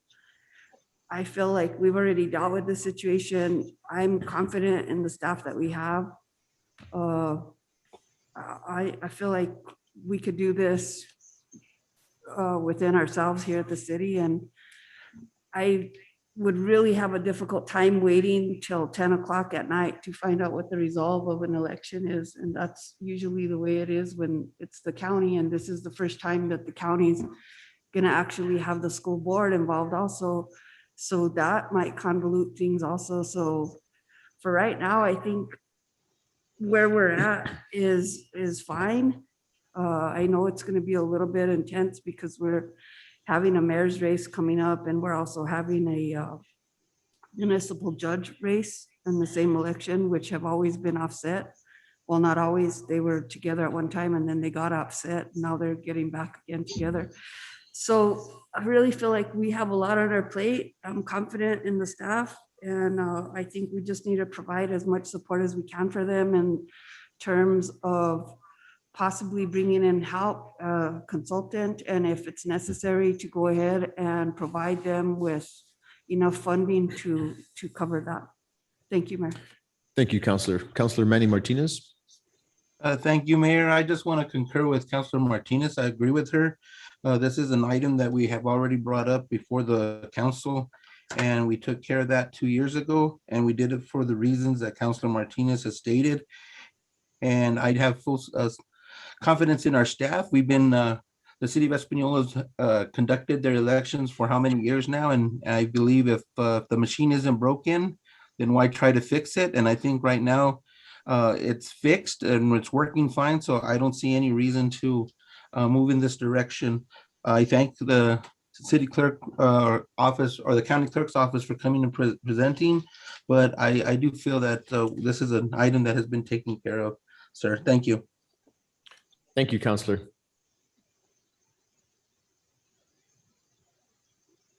All right. Well, I think that concludes the presentation. Ms. Jordan, we are so grateful for you to come and present with us. Thank you, Ms. Serrano, as well, for accommodating and making sure that the city and the county are in communication with each other. So thank you.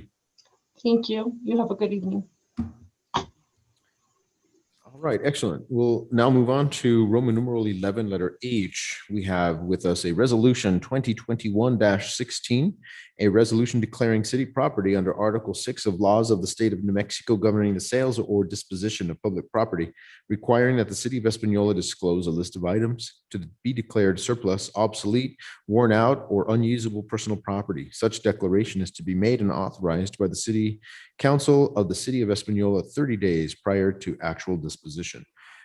This is presented by Procurement Officer and Asset Manager, Ms. Josephine Velasquez. Good evening, Mayor, Mayor Pro Tem, and members of the governing body. The provided resolution is to seek approval to dispose the 11 items as stated on this form. The units have been deemed obsolete by your fleet department, and we are seeking that we're allowed to put them on an auction site called govdeals.com. We've noticed that in the past that we've had great success selling these units. Also, other government entities have had the same success. So I stand for any questions from the governing body. Motion to approve resolution 2021-16. Second. Declaring some of these vehicles or all the vehicles on the list disposition of public property. We have a motion for approval for resolution 2021-16 from Councilor Peggy Sue Martinez with a second from Mayor Pro Tem Dennis Tim Salazar. For the sake of discussion and questions, do we have any councilors? I just have a quick question, Ms. Velasquez. Is there any way to determine approximate earnings from the sale and where does that go? Mayor, in the past, we've started the auction at $50. In the past, the last auction that we had, we grossed probably about 15,000 for 11 units or around there. So it kind of just depends. The good thing about this site is that it is nationwide. So it targets like a larger population of people that might be interested in bidding for these units. And under what line item does that go? Does that go to the general fund? Correct. All right, very good. All right, we have a question from Mayor Pro Tem Dennis Tim Salazar. Actually, I'd just like to thank Ms. Josephine Velasquez for your legwork and for putting all of this together. I appreciate it. Thank you, ma'am.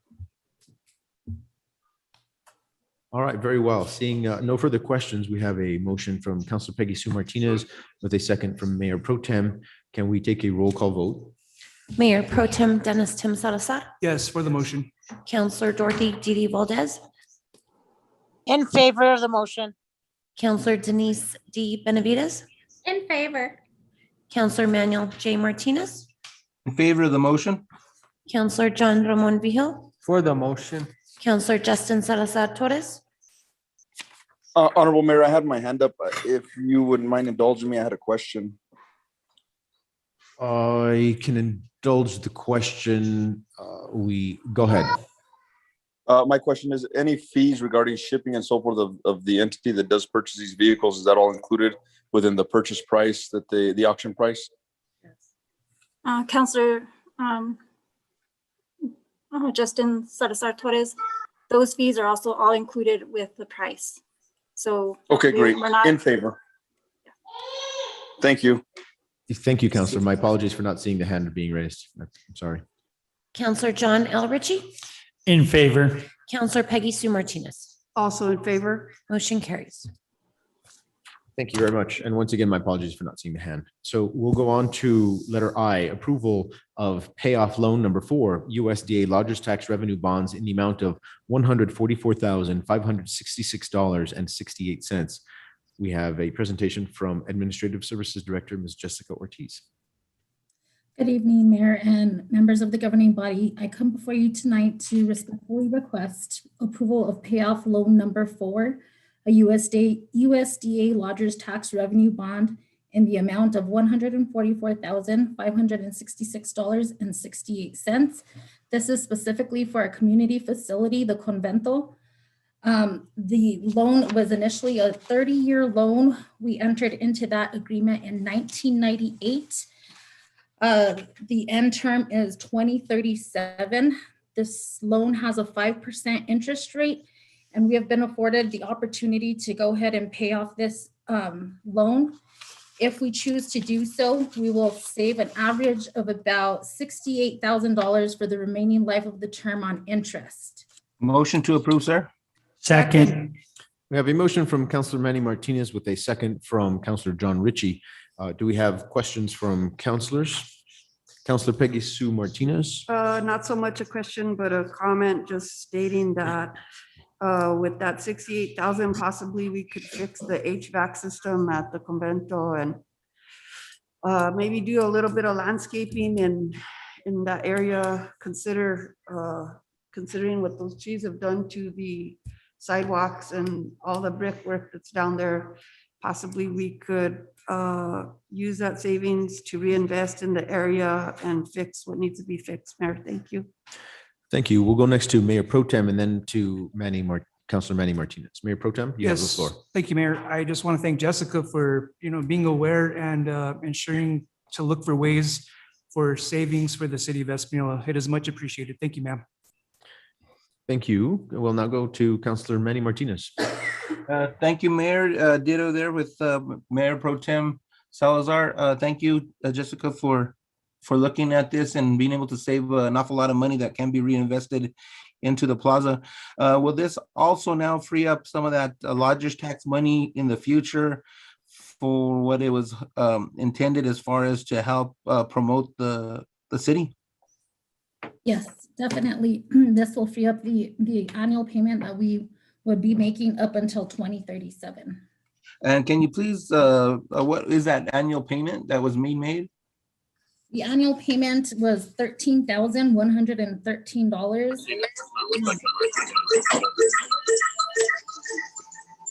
Mr. Hubler, can you, thank you. And out of that loan, it was an average of about 7,000 going to interest and 4,000 going to principal. So out of 5%. Wow, thank you. That's a lot of money that now we can reinvest into our community. We were just talking about promoting our city. And now I can see that we do have some sort of a budget through lodgers tax that we may be able to do this through a lot of the events that come through our town, sir. Thank you, Jessica. Thank you. Councilor John Ramon Vijil. Thank you. Jessica, just a question. RUS loan debt, is that rural utility service? Because I know that that's administered by the Department of Agriculture as well. Yes, you are correct. Okay, so originally this was used for the roof of the convento? It was for the facility build. I don't have the loan terms exactly in front of me, but it is for the public facility at the convento. Okay, we need to make sure that we get those in good shape because RUS is very adamant about our loan payoffs and audit, especially because they might send auditors for RUS. I don't know if they've done that here with the city, but the Department of Agriculture does that. So we did obtain the payoff through USDA. So they are aware that we are wanting to pay off this loan. They are the ones that provided the quote that is attached to the packet material. Thank you. You're welcome. Councilor Benavides, go ahead. Thank you, Mayor. I just wanted to give a shout out to Jessica, City Manager, Ursula, yourself, Mayor, for the meetings that we've had regarding the budget and the discussion item that came up regarding this loan, and Jessica's diligence in bringing forward the amount that we were paying to interest and the amount of time we've actually been paying, and really kind of the loss that we've had because we've pretty much paid to interest this whole time. The other thing I wanted to mention is that during next week's work session, we'll have further discussion on this. And I just wanted to tell my further counselors, we would love to reinvest this money in our community. However, we have a budget to balance. So just keep that, on your mind before we make plans to spend any savings of this money. But there were some other really good ideas that were brought up during that meeting. And I just want to, again, give kudos to City Manager Jessica and Ursula for just all the diligence that you've done, the timing in which you started discussions and meeting with directors. It's been a really smooth process. And so I just want to thank you guys for that and for including me as much as possible and keeping me up to date. So I just want to thank you guys for that as well. Thank you, Councilor. Okay, seeing no further questions, we have a motion on the floor from Councilor Manny Martinez with a second from John Ritchie for approval. Can we take a roll call vote? Counselor Peggy Sue Martinez. In favor. Counselor John L. Ritchie. In favor. Counselor Justin Salazar Torres. In favor. Counselor John Ramon Vijil. In favor. Counselor Manuel J. Martinez, In favor? Counselor Denise D. Benavides, In favor. Counselor Dorothy D. Valdez, For the motion. Mayor Pro Tem Dennis Tim Salazar. For the motion. Motion carries. Thank you, ladies and gentlemen. We'll now go on to letter J, which is resolution 2021-17, the budget resolution increasing expenditures in the amount of $144,566.68 for payoff of loan number 4 USDA lodgers tax revenue bonds and $30,000 in lodgers tax fund for upcoming proposed summer events. Ms. Ortiz, once again. Thank you, Mayor and members of the governing body. I come before you tonight to respectfully request approval of resolution 2021-17, a budget resolution increasing expenditures in the amount of $144,566.68 for payoff of loan number 4 USDA lodgers tax revenue bonds and $30,000 in lodgers tax fund for the upcoming proposed summer event. And I stand for any questions. Motion to approve? Motion to approve, sir? Second. We have a motion from Counselor Manny Martinez with a second from Counselor John Ritchie. Counselor Peggy Sue Martinez. Thank you, Mayor. So Jessica, thank you first of all for your presentation.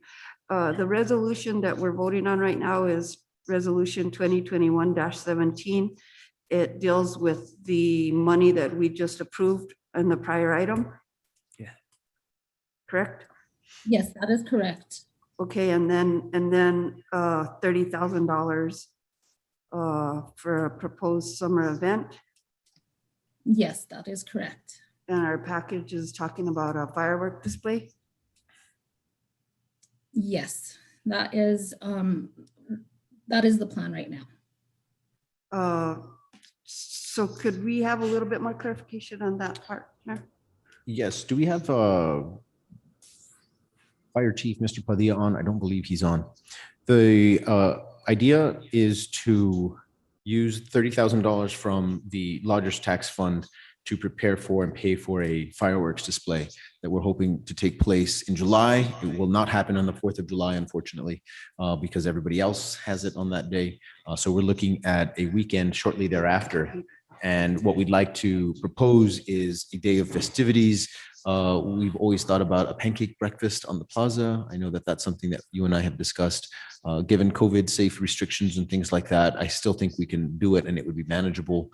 I think after a year of hibernation, the city of Espanola could surely use a night out in terms of bringing the community together for something like that. And we do have firefighter Chief Mr. Ron Padilla, who may have a little bit more detail on the fireworks situation.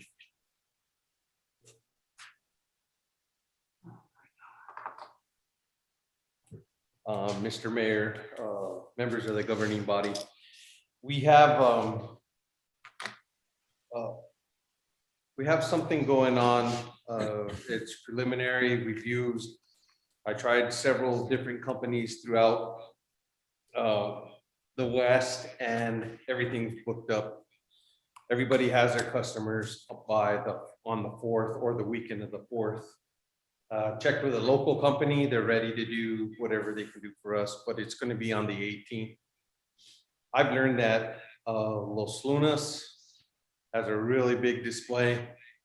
Right after that, one of their next customers is Cuba, and they have a really, really nice display there.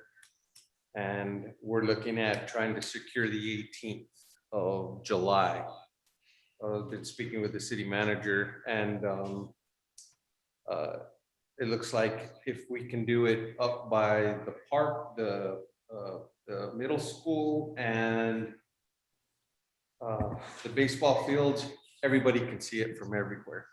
I've made contact also with Santa Clara, and maybe not the tribe itself, but the casino is interested in assisting and putting something into the pot. Also, Santa Fe County looks like they might be assisting us with that also.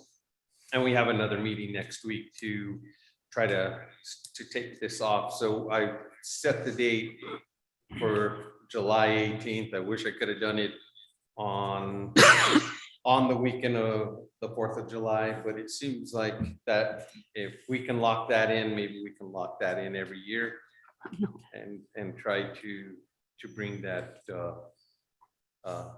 in. Any questions? Counselor John Ramon Vihil. Thank you. I have concern. I'm fine with doing this event, but do we have any quotes or anything for a fireworks display? Well, there's a bunch of facts, excuse me, Mr. Mayor and members of the governing body, John Ramon Vihil. There's a bunch of factors involved in it, as in what they can give us for that display.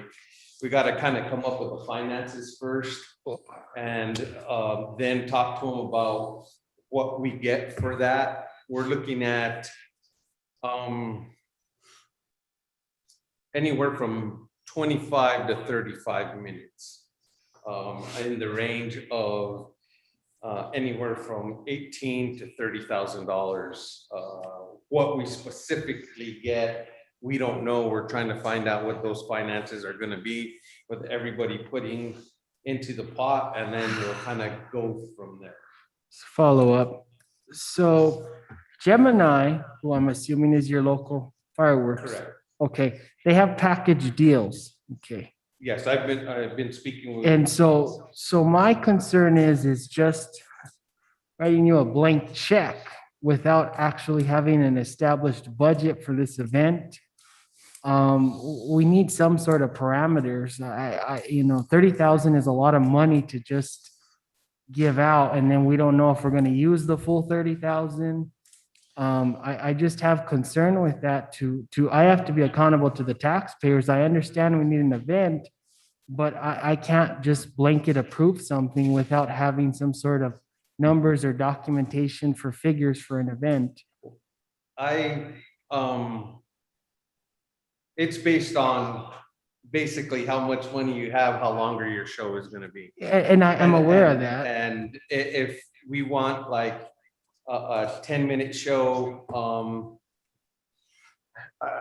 I would have to figure that out with Mr. Marcelo from Gemini Fireworks. This is the first time that I've jumped in to figure out how to set off a fireworks display for a municipality or for the city of Espanola, period. So I'm kind of this is new to me. I've called different vendors through what happens is that they have these vendors and you call them, and then what they do is they subcontract it out to another guy that is certified to do the shop. So they say, we can give you this, this, and that for this amount of money. They kind of customize. There's a lot more to it than I ever thought. Right. Mr. Padilla, how much does Los Lunas spend on their fireworks display? 50 grand, $40,000 to $50,000. Okay, and just to be clear, we're not writing any blank checks with today's presentation. We're simply allotting for up to $30,000 to be spent on that display. As Mr. Padilla mentioned, we're looking to get other folks on board with it. We can either have them increase the amount of time that the fireworks display goes on, or we can use that to supplement whatever we're going to be spending. Now, Ms. Ortiz, now that we have you on the line, if we make this bar resolution, and let's just say that we only spend $20,000 on the event, I'm certain, and you can correct me if I'm wrong, that we can bar that back into the lodger's tax account. Well, basically, this is just giving us the budget authority to spend up to that level. So it's not actually taking money out of the, it's actually encumbered through a purchase request via a quote and follow through the procurement process. So by us just providing this resolution tonight is just allowing us to get budget approval from DFA to have for that purpose. So I have a follow-up. And so before the follow-up, that means that when we do get a quote and the final dollar amount, we can look at that at that time. Is that right? That is correct. Okay, thank you. Councillor John Ramon Vijil. So we have roughly a little over 60 days. And so do we have an event budget, for instance, expenses, other things, overtime, sanitation, cleanup, trash, those kind of things? I would like to know that because 30,000 can go a long way depending on how we spend. But, this is taxpayer funds and we need to be very accountable to the people and having some sort of a budget. Thank you, Councillor. Councillor John Ritchie. Thank you, Mayor. Since we're not going to be doing it during the 4th of July, we're in another random weekend in July. Is there any other activities that we can bring along on that day, that weekend, be it car show, be it some other activity to bring in other people, visitors to our community and generate our GRT through our local businesses and to also participate with the fireworks? Mr. Mayor, members of the governing body, Councillor John Ritchie, we have had those meetings with the downtown action team to see what we can do to kick off some type of new event during that day. And we've been discussing that. We don't, at this point, we're trying to figure out what we're going to do with it. I'll be honest with you, to try to have this event go off. So I hope you guys trust me with the city's money and to make the best decision to obtain these fireworks. I'm definitely going to try to get everything I possibly can for whatever you guys allow me to purchase for fireworks. That's up to you. I'll do the work that you guys need me to do to make it happen. And I'll try to get whatever I can. As in, there won't be, I don't think we're looking at like a group or a place that everybody will be to see these fireworks. So I'm thinking that everybody can actually see them from home. I've been in the planning stages with ourselves, with Santa Clara, to make sure we have the fire suppression covered. The road will up to Industrial Park Road will have to be shut off. Nobody will be allowed there, but people can, they'll probably drive up like 31 Mile Road and park on the hills to see them there, or be on the west side in the hills to see them there. Santa Clara was happy to see it because they want to put an event to happen. We're going to have fireworks and have something happen at the casino. So I'm hoping this is just the start of something that can happen next year, where we can make it a full day event, where maybe we can have bands in town, a car show at the plaza. It's endless what we can do with this. This is just going to be the start. Thank you, Mr. Padilla. So we have a long list of folks. My apologies. So we're first going to go to City Manager, then we'll go to Councilor Manny Martinez, then Denise Benavides, then Justin Salazar Torres. City Manager, go ahead. Thank you, Honorable Mayor, members of the governing body. And I just want to add on to what Chief Padilla was mentioning. So we started this collaboration a few weeks back. And so we decided to invite the downtown action team because they're familiar with big events as the light parade. The light parade, it had its first event and it eventually started growing, and it started bringing in GRTs and tourism because it got popular over the years. Now, this is something that we want to possibly start within the city. We have to start somewhere, but we have collaboration with Rio Arriba County, Downtown Action Team, Santa Fe County, and the Pueblo of Santa Clara. So those are big entities that are willing to step forward and help out with this event. We want to promote and look at it. 2020 was a very awful year, and I think that everybody can agree with that. This is to show the public and bring in tourism back into our city, to say, look, we want to celebrate our independence from COVID, if you will, and go out with a bang. on this. Unfortunately, it's not going to be on the 4th of July weekend, but we have to start somewhere. We entered this a little bit late in the game, talking with the vendors.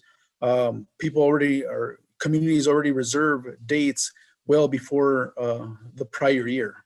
So, like I say, we came into this game a little bit late, but, something moving forward. And Ms. Ortiz, and you can chime in and follow suit with this.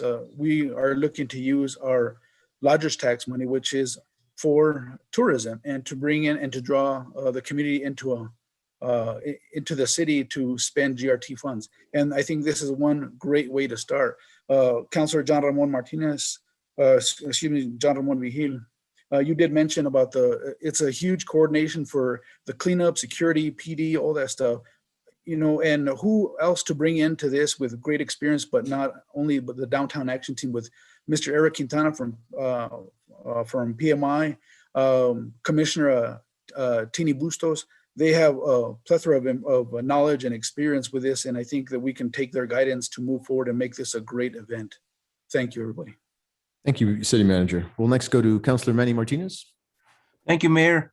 I just want to say thank you, Ron, and thank you, Mr. Martinez, for bringing this. I think this has been a long time coming for the city of Espanola and for the people of Espanola.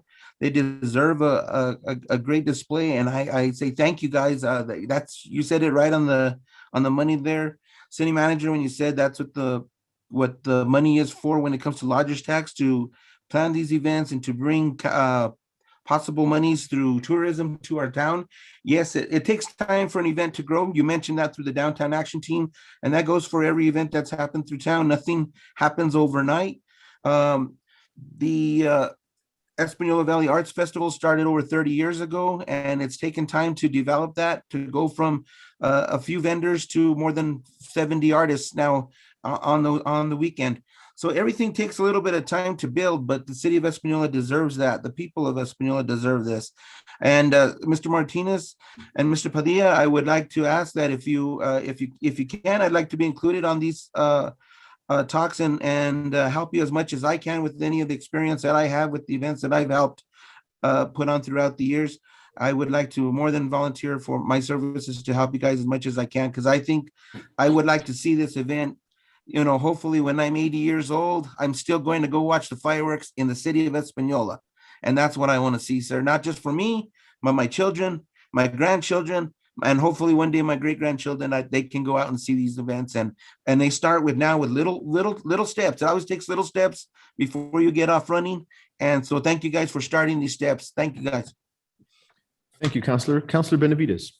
Thank you, Mayor. I just want to do a little clarification. I think when we had the meeting a couple of weeks ago, that this topic came up for discussion, as several other great ideas that you had, Mayor. This was one of the things that we knew we could afford to do, because we would have that money opening up by paying off that particular loan. It's one of the reasons that we had the discussion and decided that we would bring that to council to see if council was in agreement.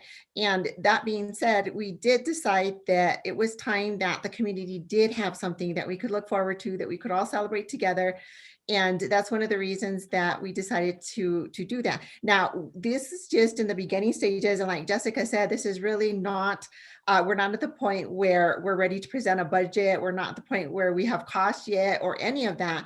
It was just to say that we are willing to spend up to that 30,000. Now, if we can get additional participants, then hopefully that cost will come, way down, significantly down.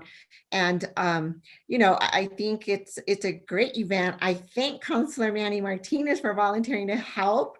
That's awesome. Thank you so much for that.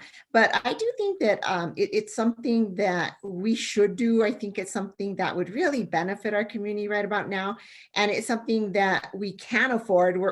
There's other things that we want to get done, or that Mayor wants to get done, but we're not going to be able to afford them, right, Mayor? But we're going to figure it out. So there's a lot of discussions, of which I think you'll all hear about on Tuesday. And I think that, everybody will be in line with some of the other proposals that will be set forth on that day, of things that we want to do in our community. And that we want to involve others for concerts and just different things, our youth, different things like that, we are going to have to get creative, I think, to be able to get some of them done. But I think with COVID just hammering on just everyone, and people are ready for something. And I think that this council and the governing body, I think we need to step up to the plate and provide something like that for our community. I think that they'll be appreciative of it. And fortunately, this is something that we feel like we can accomplish because we do have the funding that will be available for it. We may not have the funding for other things, but we definitely know this is one of the things we can accomplish. So, I would definitely like for us to move forward. And I understand Councilor John Amon Vihil's concerns completely, because let me tell you, I'm the first one to have them as well, right? And we did have that discussion during the meeting that we had a couple of weeks ago. But I think going forward, if you bear with us, we will be able to provide you what you seek that we can have for our community, so that they will know how the monies were spent. But I think this is just to allocate to be able to get this particular fireworks display done. So I think it's good for us. So, I think if you bear with us, I think we can make it happen. Thank you, Councillor. Thank you, We'll Mayor. go next to Councillor Justin Salazar Torres. Thank you, Honorable Mayor. I just want to say this is a breath of fresh air. Councillor Manny Martinez, I couldn't agree more. You've hit the nail on the head. I think we owe this to our community. Sorry, my son's yelling. This is just a breath of fresh air. And I think for those that did go to for example, the girls' game down at the pit and so forth, just to finally, feel the light at the end of the tunnel regarding COVID. Thank you. Thank you for bringing this. Councillor Manny Martinez, go right ahead. Thank you. Just on a follow-up there, Mr. Padilla and CM Martinez, I have another volunteer for you. She doesn't know yet, but where I go, Ms. Verna Trio goes as well. So I just want to know she's also volunteering. She's hearing the radio, I think, so she might know about it. But just so you know, we come as a team, so we're here to support you guys. Mayor Pro Tem Dennis Tim Salazar. Yes, thank you, Mayor. I think just as Councilor Justin Salazar Torres said, it is a huge breath of fresh air. And I'd just like to state too that I have full trust and faith in our fire chief, our city manager, and our finance director to ensure that this money is spent wisely and responsibly. I think this is going to be a very good event, very long time coming. And also great thanks to Councilor Manny Martinez. I think Councilor Martinez and Verna, of course, bring a wealth of experience in community service and community events. And thank you, Councilor, for volunteering as well. Thank you, Mayor. Thank you. Councillor Peggy Sue Martinez. Thank you, Mayor. So just to be clear as to what we're purchasing with this 30,000, we're looking at possibly 30-minute display minimum. Is that what you're thinking? I don't know if it's maximum or minimum at this point. We had a brief conversation on what other cities are doing. He was very, very busy. And I did get a quote from a company out of Colorado. If we didn't do it on, people can't give me a specific total time frame. There's a lot to it. He said that sometimes when they have the shots, they happen to light other fireworks, and it shortens it up, and it's not timed in sequence. So sometimes it's longer, sometimes it's shorter. But I will, when I do talk to Marcelo, I will make sure I have a definite on what we're getting. I'll try to design it with you guys on how it's gonna look for the city of Espanola with our colors and our themes. And it'll be all out on the table, and you guys can look at it when I do talk to him. I really wish that would have come first to us, the scope of work, what the city was purchasing, and then we would know for sure what exactly we were getting. Unfortunately, we don't, and it doesn't have anything to do with me not trusting any of the staff. I do trust you guys, but I think that's the way I like to see procurement come. So I think it's a great idea myself. Anything that we can do to keep our people here on the weekends is a positive thing, and anything that we can do to bring in other people to our community is a positive thing. So I'm in agreement that these are things that are important. But I'm also curious about one final thing, Mayor. You know, I know we have a lodgers board and we sort of didn't go through that. So could you touch base on that a little bit, please? Sure, of course, that was a huge consideration. The reality is, there's never been money in the lodgers fund to be able to really do anything with it. So I think this is a way to suggest that these are the kinds of events that we'd like the lodgers tax to go toward. And once that fund does replenish itself, I think that'll be some great guidance for that board. Yeah, I agree. I think this is a good place to start, but I also agree with Councilor Manny Martinez that the arts in our community are something that we really need to invest in. And the culture at large, I mean, just showing the rest of the state and our own community who we are as a community and how much talent there really is here in Española. Right. Thank you. Councilor John Ritchie. Thank you, Mayor. Is there a way that we can modify the motion to take this particular event to community service and have them get this together and then bring it to council? Can we have the maker of the motion modify that and not blanket it as an approval, but to run it through community service? Also, remember, it's not approving anything other than the ability to spend that money. Okay, if that's the clarification then, but then I guess of however we can get this to community service to organize this and then bring it to full council for the approval of the spending. That's a question. I mean, we have 2 months before that comes across. We can certainly do it quickly. You know, my guess is we could. What is the goal and objective of that?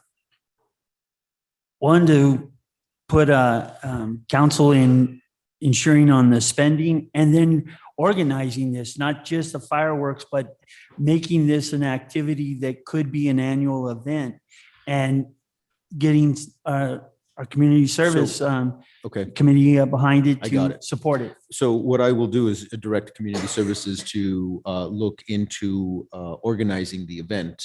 And, you know, from there, we don't have to put that in the motion if that's okay.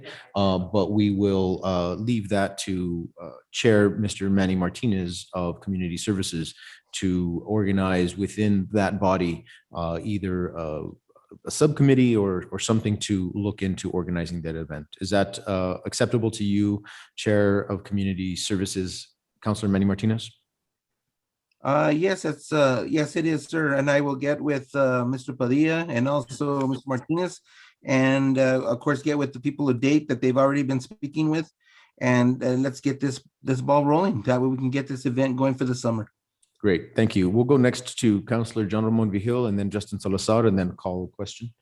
Thank you. I thank you. I have no problems with staff. I just, 2 years ago, I got a quote from Gemini for 10-minute show was only $5,000. I understand COVID has really affected prices, but to go up to 30,000 from a 10-minute show to 25 more minutes, I mean, to 30,000, I don't see it going that high. That's why I think we need to really be on top of that. We need a locked-in quote. We need to also see, I mean, procurement as sole source. They're obviously not the sole vendor of this, and we need to make sure we put this out in a reasonable time that everyone has the ability to bid on this. Thank you, Councilor. Councilor Justin Salazar Torres. I was just going to call the question, Mayor. Thank you, Councilor. Ms. Serrano. Councilor Dorothy Didi Valdez. Can you come back to me, please? Councilor, before we do that, would you like to take a vote on the call to the question? Councilor Peggy Sue Martinez? I mean, we can, that's the official way to do it, but if there aren't.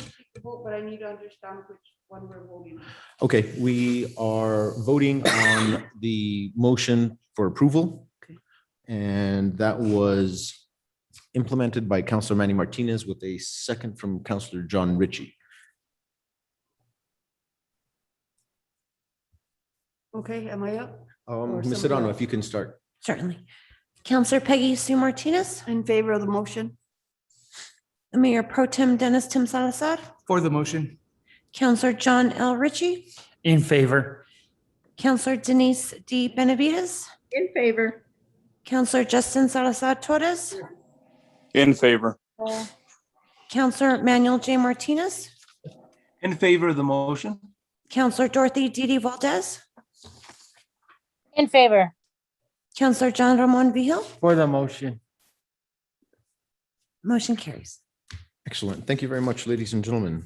We'll now go on to letter K, a bar resolution 2021-18, a resolution approving a budget adjustment request, increasing revenues and expenditures to $2 million for State Road 76 funding. We have Ms. Diane Hawkes. Good evening, Honorable Mayor, members of the governing body. I'm here before you this evening respectfully requesting approval of Resolution 2021-18.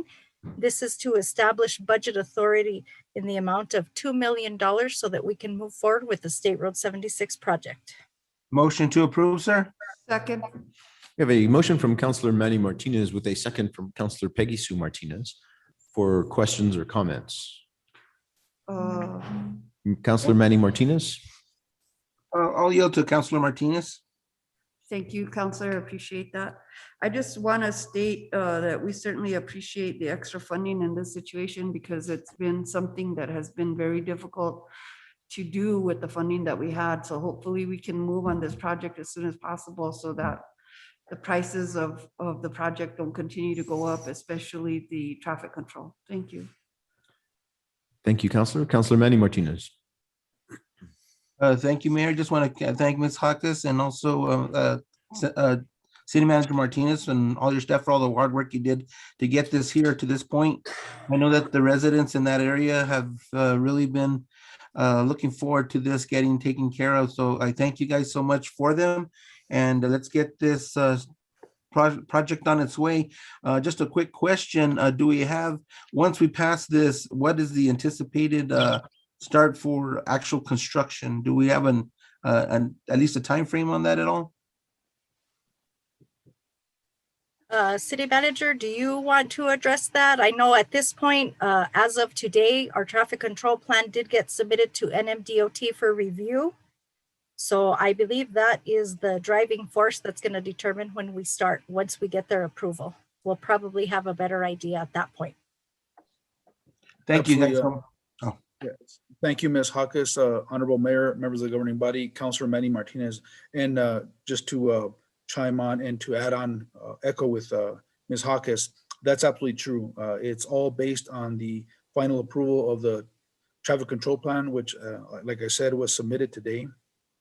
It was a little bit cumbersome, very involved because of the high volume of traffic through 76 in that portion of the construction area.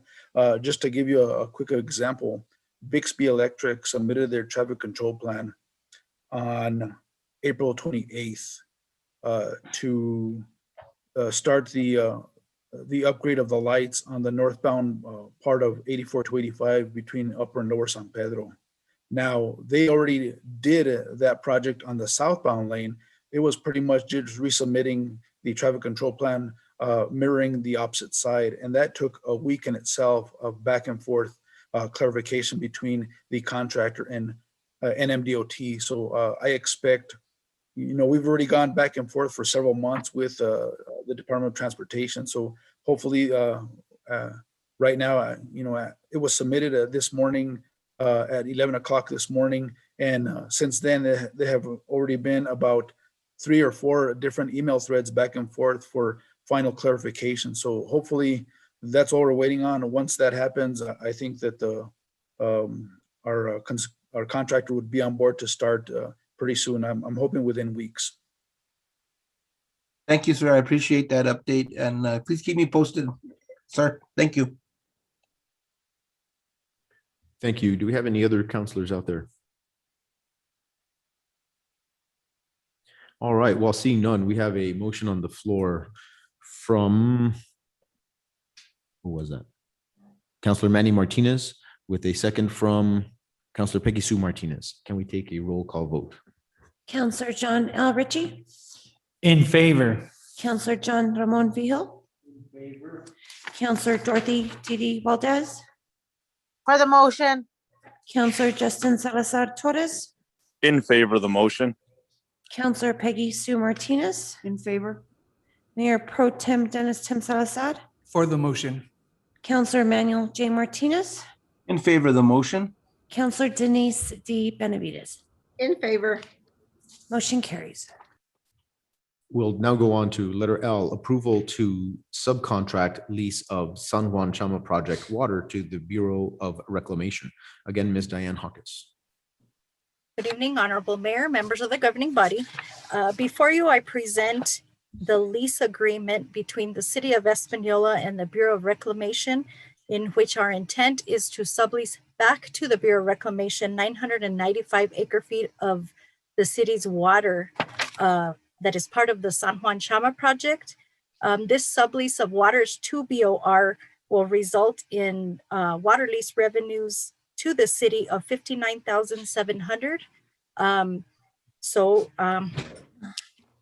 I stand for any questions. Motion to approve, Mayor.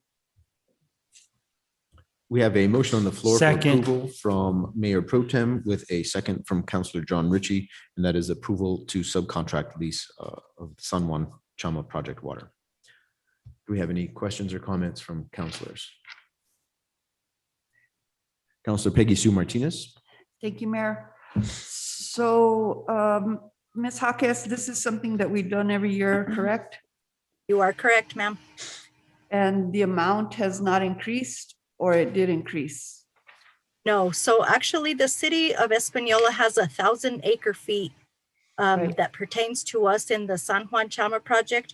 We do have the 5 acre-feet that we cannot rent out. And that is due to our effluent returns.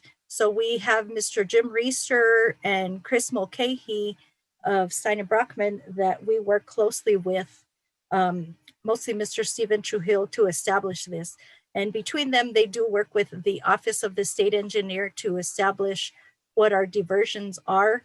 And of that, we do have to pay back the 5 acre-feet, which allows us to sublease the 995 remaining. This was the question that I asked the last time we dealt with water issue with the attorney, because I was curious about what was happening moving forward with the water rights, especially at Prince. So thank you very much. I appreciate that. Yeah. Any other counselor comments or questions out there? All right, very well. Seeing none, we have a motion for approval from Mayor Pro Tem and a second from Counselor Ritchie. Can we take a roll call vote? Counselor Dorothy Didi Valdez, For the motion. Counselor Emmanuel J. Martinez,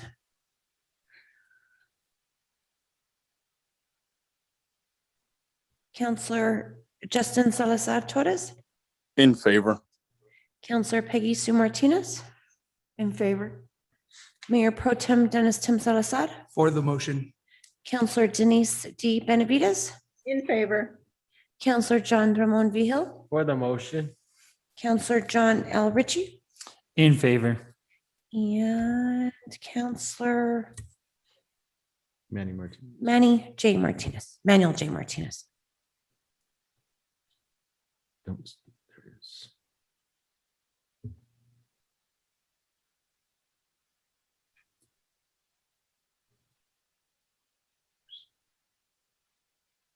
Counselor Martinez?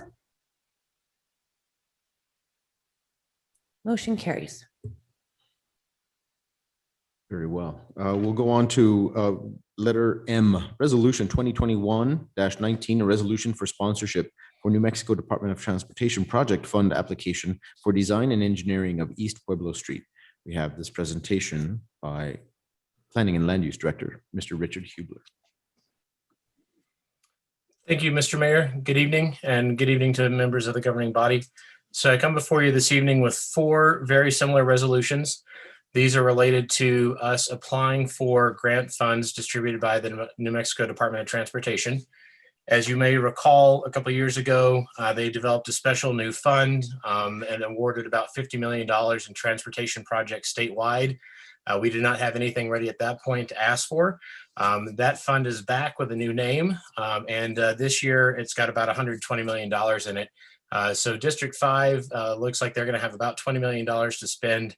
So part of the process is we have to pass a resolution related to each of the projects that we submit. We've already done the paperwork on all 4 of these projects. It's been accepted by the Department of Transportation District 5, and this is just part of the process to move it forward.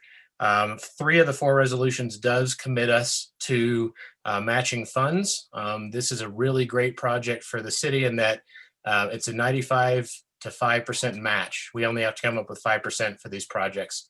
So this first one, Resolution 2021-19, is to work on East Pueblo Street. That's a total project of about $500,000. Our match on that would be about $25,000.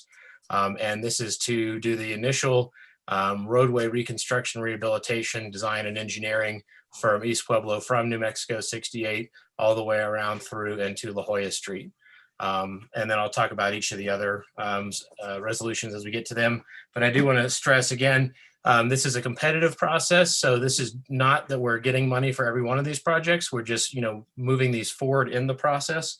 Altogether, we as a city are actually asking for $5.7 million out of the district's money this year. So we're being very aggressive on that part. I'm happy to answer any questions on this resolution. Motion to approve. Second. We have a motion for approval from Counselor John Ritchie with a second from Counselor Peggy Sue Martinez. Counselor Ritchie, go ahead. Thank you, Mayor. Director Hubler, I just want to thank you for bringing these to for a proposal. As you've said, we've missed it year after year, and finally we're at the table with our handout, and thank you very much for your efforts. Thank you, sir. And I would say that we've actually only missed it the one time. Last year, they clarified the fund a little bit, but because of COVID, they funded it with $0. So there was not an opportunity to apply last year, although we started this process on these projects in January of last year, getting them reviewed by the NPRTPO, on all of these. And like I said, we've been working, myself and Diane and Stephen and Elijah from the Streets Department to identify these projects that are ready to move forward and get some funding. Mayor Pro Tem Dennis Tim Salazar. Thank you, Mayor. Thank you, Mr. Hubler, for your aggressive ways in trying to get this funding.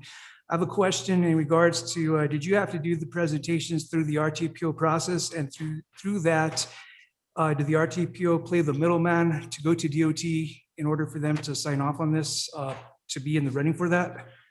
That is correct. And in fact, we presented all these projects a couple months prior at the RTPO meeting. We had a preliminary rating and ranking process.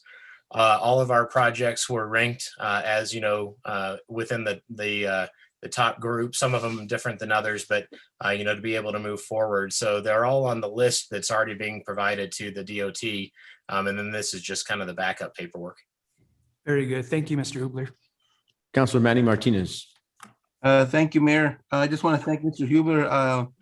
Anybody that's driven on this road knows how in dire strait it is needed to be repaired. So I thank you so much for bringing this resolution to us. And it's going to be nice to see some work being done in that area, sir, as well. And I look forward to many, many more road projects that are going to get done in this town. Thank you, sir, for your diligence. Thank you. And all credit for the street selection goes to the Streets Department on this one. We let them pick the ones and we just help out with the process. Well, thank you, sir. Then I appreciate them very much for getting this done. Thank you so much. And if they need a listing of streets, I will be more than happy to send them one. Thank you. All right, thank you. Do we have any other counselor comments or questions? All right, well, seeing none. Oh, sorry. I didn't know you didn't see my hand. I'm sorry. Sorry about that. Counselor Peggy Sue Martinez, go ahead. Thank you. Mr. Hubler, I also want to thank you for your work on securing or trying to secure future funds for the different streets that we're about to vote on. I'm curious as to where Kaya Miramontes falls into this, being that the city had already invested money in design and engineering on the first phase. Could you touch base a little bit on that before we move forward on this vote? Absolutely. Camino Miramontes was one that we started last year again when we were hoping that there was going to be money, in this fund. We've run into some kind of hiccups with the design of that project, and so we opted not to put it on the list of requests for immediate funding. If this gets funded, these have to be forwarded back to the NPR TPO by the 18th. For them to continue in the process, and then they would be funded, effective July 1. We're not quite at that point with Miramontes. We're still working out some design issues related to drainage. So we're going to pursue other funding opportunities for that as we move forward, but it's not quite ready yet for this next funding. Thank you. Thank you very much. See, Councilor Manny Martinez, go ahead again. I'm sorry, just a quick question on that note. I know that we're right now voting on this resolution, but as far as the street of La Jolla Street itself, is that looking for just a resurfacing possibly on that road, or will it be requiring more than that? So La Jolla is not portion of this. This is just East Pueblo between La Jolla and 68. La Jolla was not identified by the Public Works guys to seek funding for at this point. So maybe that's a question for the Public Works Committee. Thank you, sir. Any other councilor comments or questions? Councilor Peggy Sue Martinez? No. Okay, sorry about that. We'll now go to a roll call vote. The initial motion was made by Councilor John Ritchie with a second from Councilor Peggy Sue Martinez. Mayor Pro Tem Dennis Tim Salazar, Yes, for the motion. Counselor Peggy Sue Martinez, In favor. Counselor Dorothy Didi Valdez, In favor. Counselor John L. Ritchie, In favor. Counselor Denise D. Benavides, In favor. Counselor Justin Salazar Torres, In favor. Counselor Manuel J. Martinez, In favor? Counselor John Ramon Vihil, For the motion. motion carries.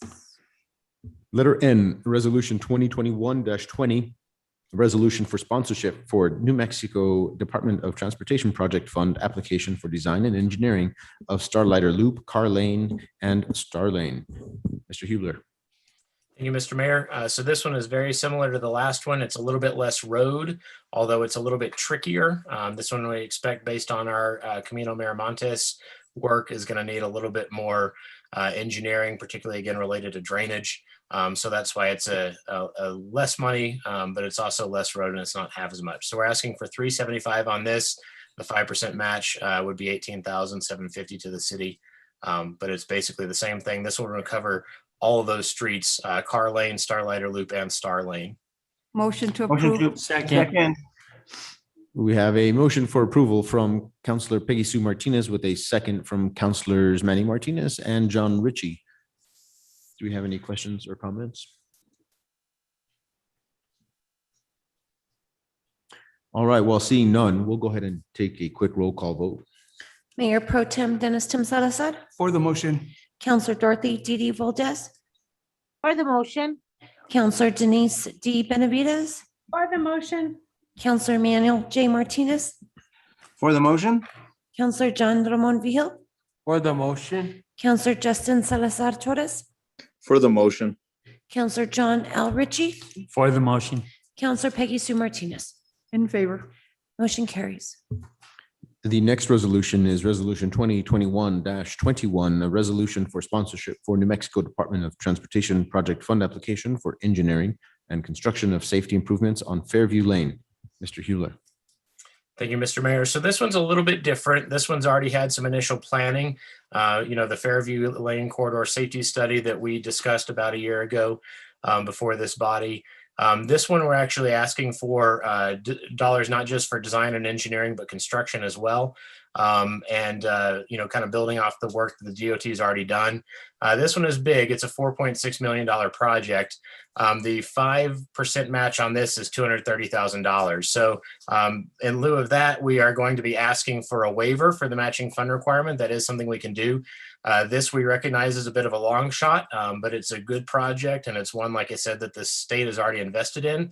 And so we're going after multiple different options for this. A little bit later in the year, we're going to be applying, if we don't receive this money, for TAP and CMAQ. That's a Transportation Alternatives Program, or a Congestion Mitigation and Air Quality Program, specifically because of the kind of pedestrian and alternate, travel improvements.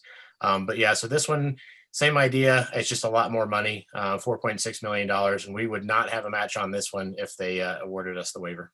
Motion. We have a motion from Councillor Manny Martinez and a second from Councillor Ritchie. Councillor Manny Martinez, go ahead. Thank you, Mayor. Mr. Huber, would we be taking the advice that we were given a few months back on this corridor as far as safety concerns, including the roundabout that was proposed in front of the Railroad Avenue area, sir? In essence, yes, that was the recommendation from the report, and that's what the cost figures are based on. It is a possibility as we get into the actual design and engineering phase that the roundabout may work out to be something slightly different. There was a couple kind of potential options in the plan there. So that would be something that we would work out as we move forward, regardless of where the funding comes from. And would that also include bike paths and possibly sidewalking as well? Yes, absolutely. In fact, the predominant improvements for that corridor, in addition to the railroad intersection improvements and kind of limiting access in that vicinity, was the construction of what's called a multi-use path in the plan, but it's effectively a really wide sidewalk for bike and pedestrian travel, and that would be from Paseo Oñate, US 84 285, all the way across the bridge, through the Riverside intersection, and all the way over to McCurdy's intersection. So basically the entirety of the state road there on the north side would end up with a new sidewalk bike path that's kind of, up above the curb, so out of the lane of travel. Thank you, sir. Councillor John Ritchie, and then we'll go to Mayor Pro Tem. Thank you, Mayor. Also asking if this includes the lighting. We discussed that when it includes lighting. Thank you. It does, yep. This is the full project cost, kind of the totality of what they expected it might run to implement that plan. Thank you. Mayor Pro Tem Dennis Tim Salazar. Yes, thank you, Mayor. This is just in relation to funding for NMDOT and as well as federal funding. The NPRTPO just recently got a new planner about a couple months ago, if I'm correct, Richard, Mr. Paul Sittig. Paul Sittig this guy has a wealth of knowledge. So please, whatever you can do, tap into his knowledge, and he could help you to, back to the city of Espanola to find different avenues for funding within our city. I know you guys are already aggressively doing it, but this guy is just a wealth of knowledge, and I think he's a good fit for the NPRTPO. Thank you, Richard. Yes, we love Paul. He's been there about a month and a half, after 8 years with the DOT, so he knows all the tricks. Very good. Thank you. All right, very well. Seeing no further comments or questions, we have a motion from Councillor Manny Martinez with a second from Councillor Ritchie. Let's take that roll call vote. Councillor Peggy Sue Martinez, In favor? Councillor John L. Ritchie, In favor. Councillor Justin Salazar Torres, In favor. Councillor John Ramon Vigil, For the motion. Councillor Manuel J. Martinez, In favor? Councillor Denise D. Benavides, In favor. Councillor Dorothy D. Valdez, In favor. Mayor Pro Tem Dennis Tim Salazar. For the motion. Motion carries.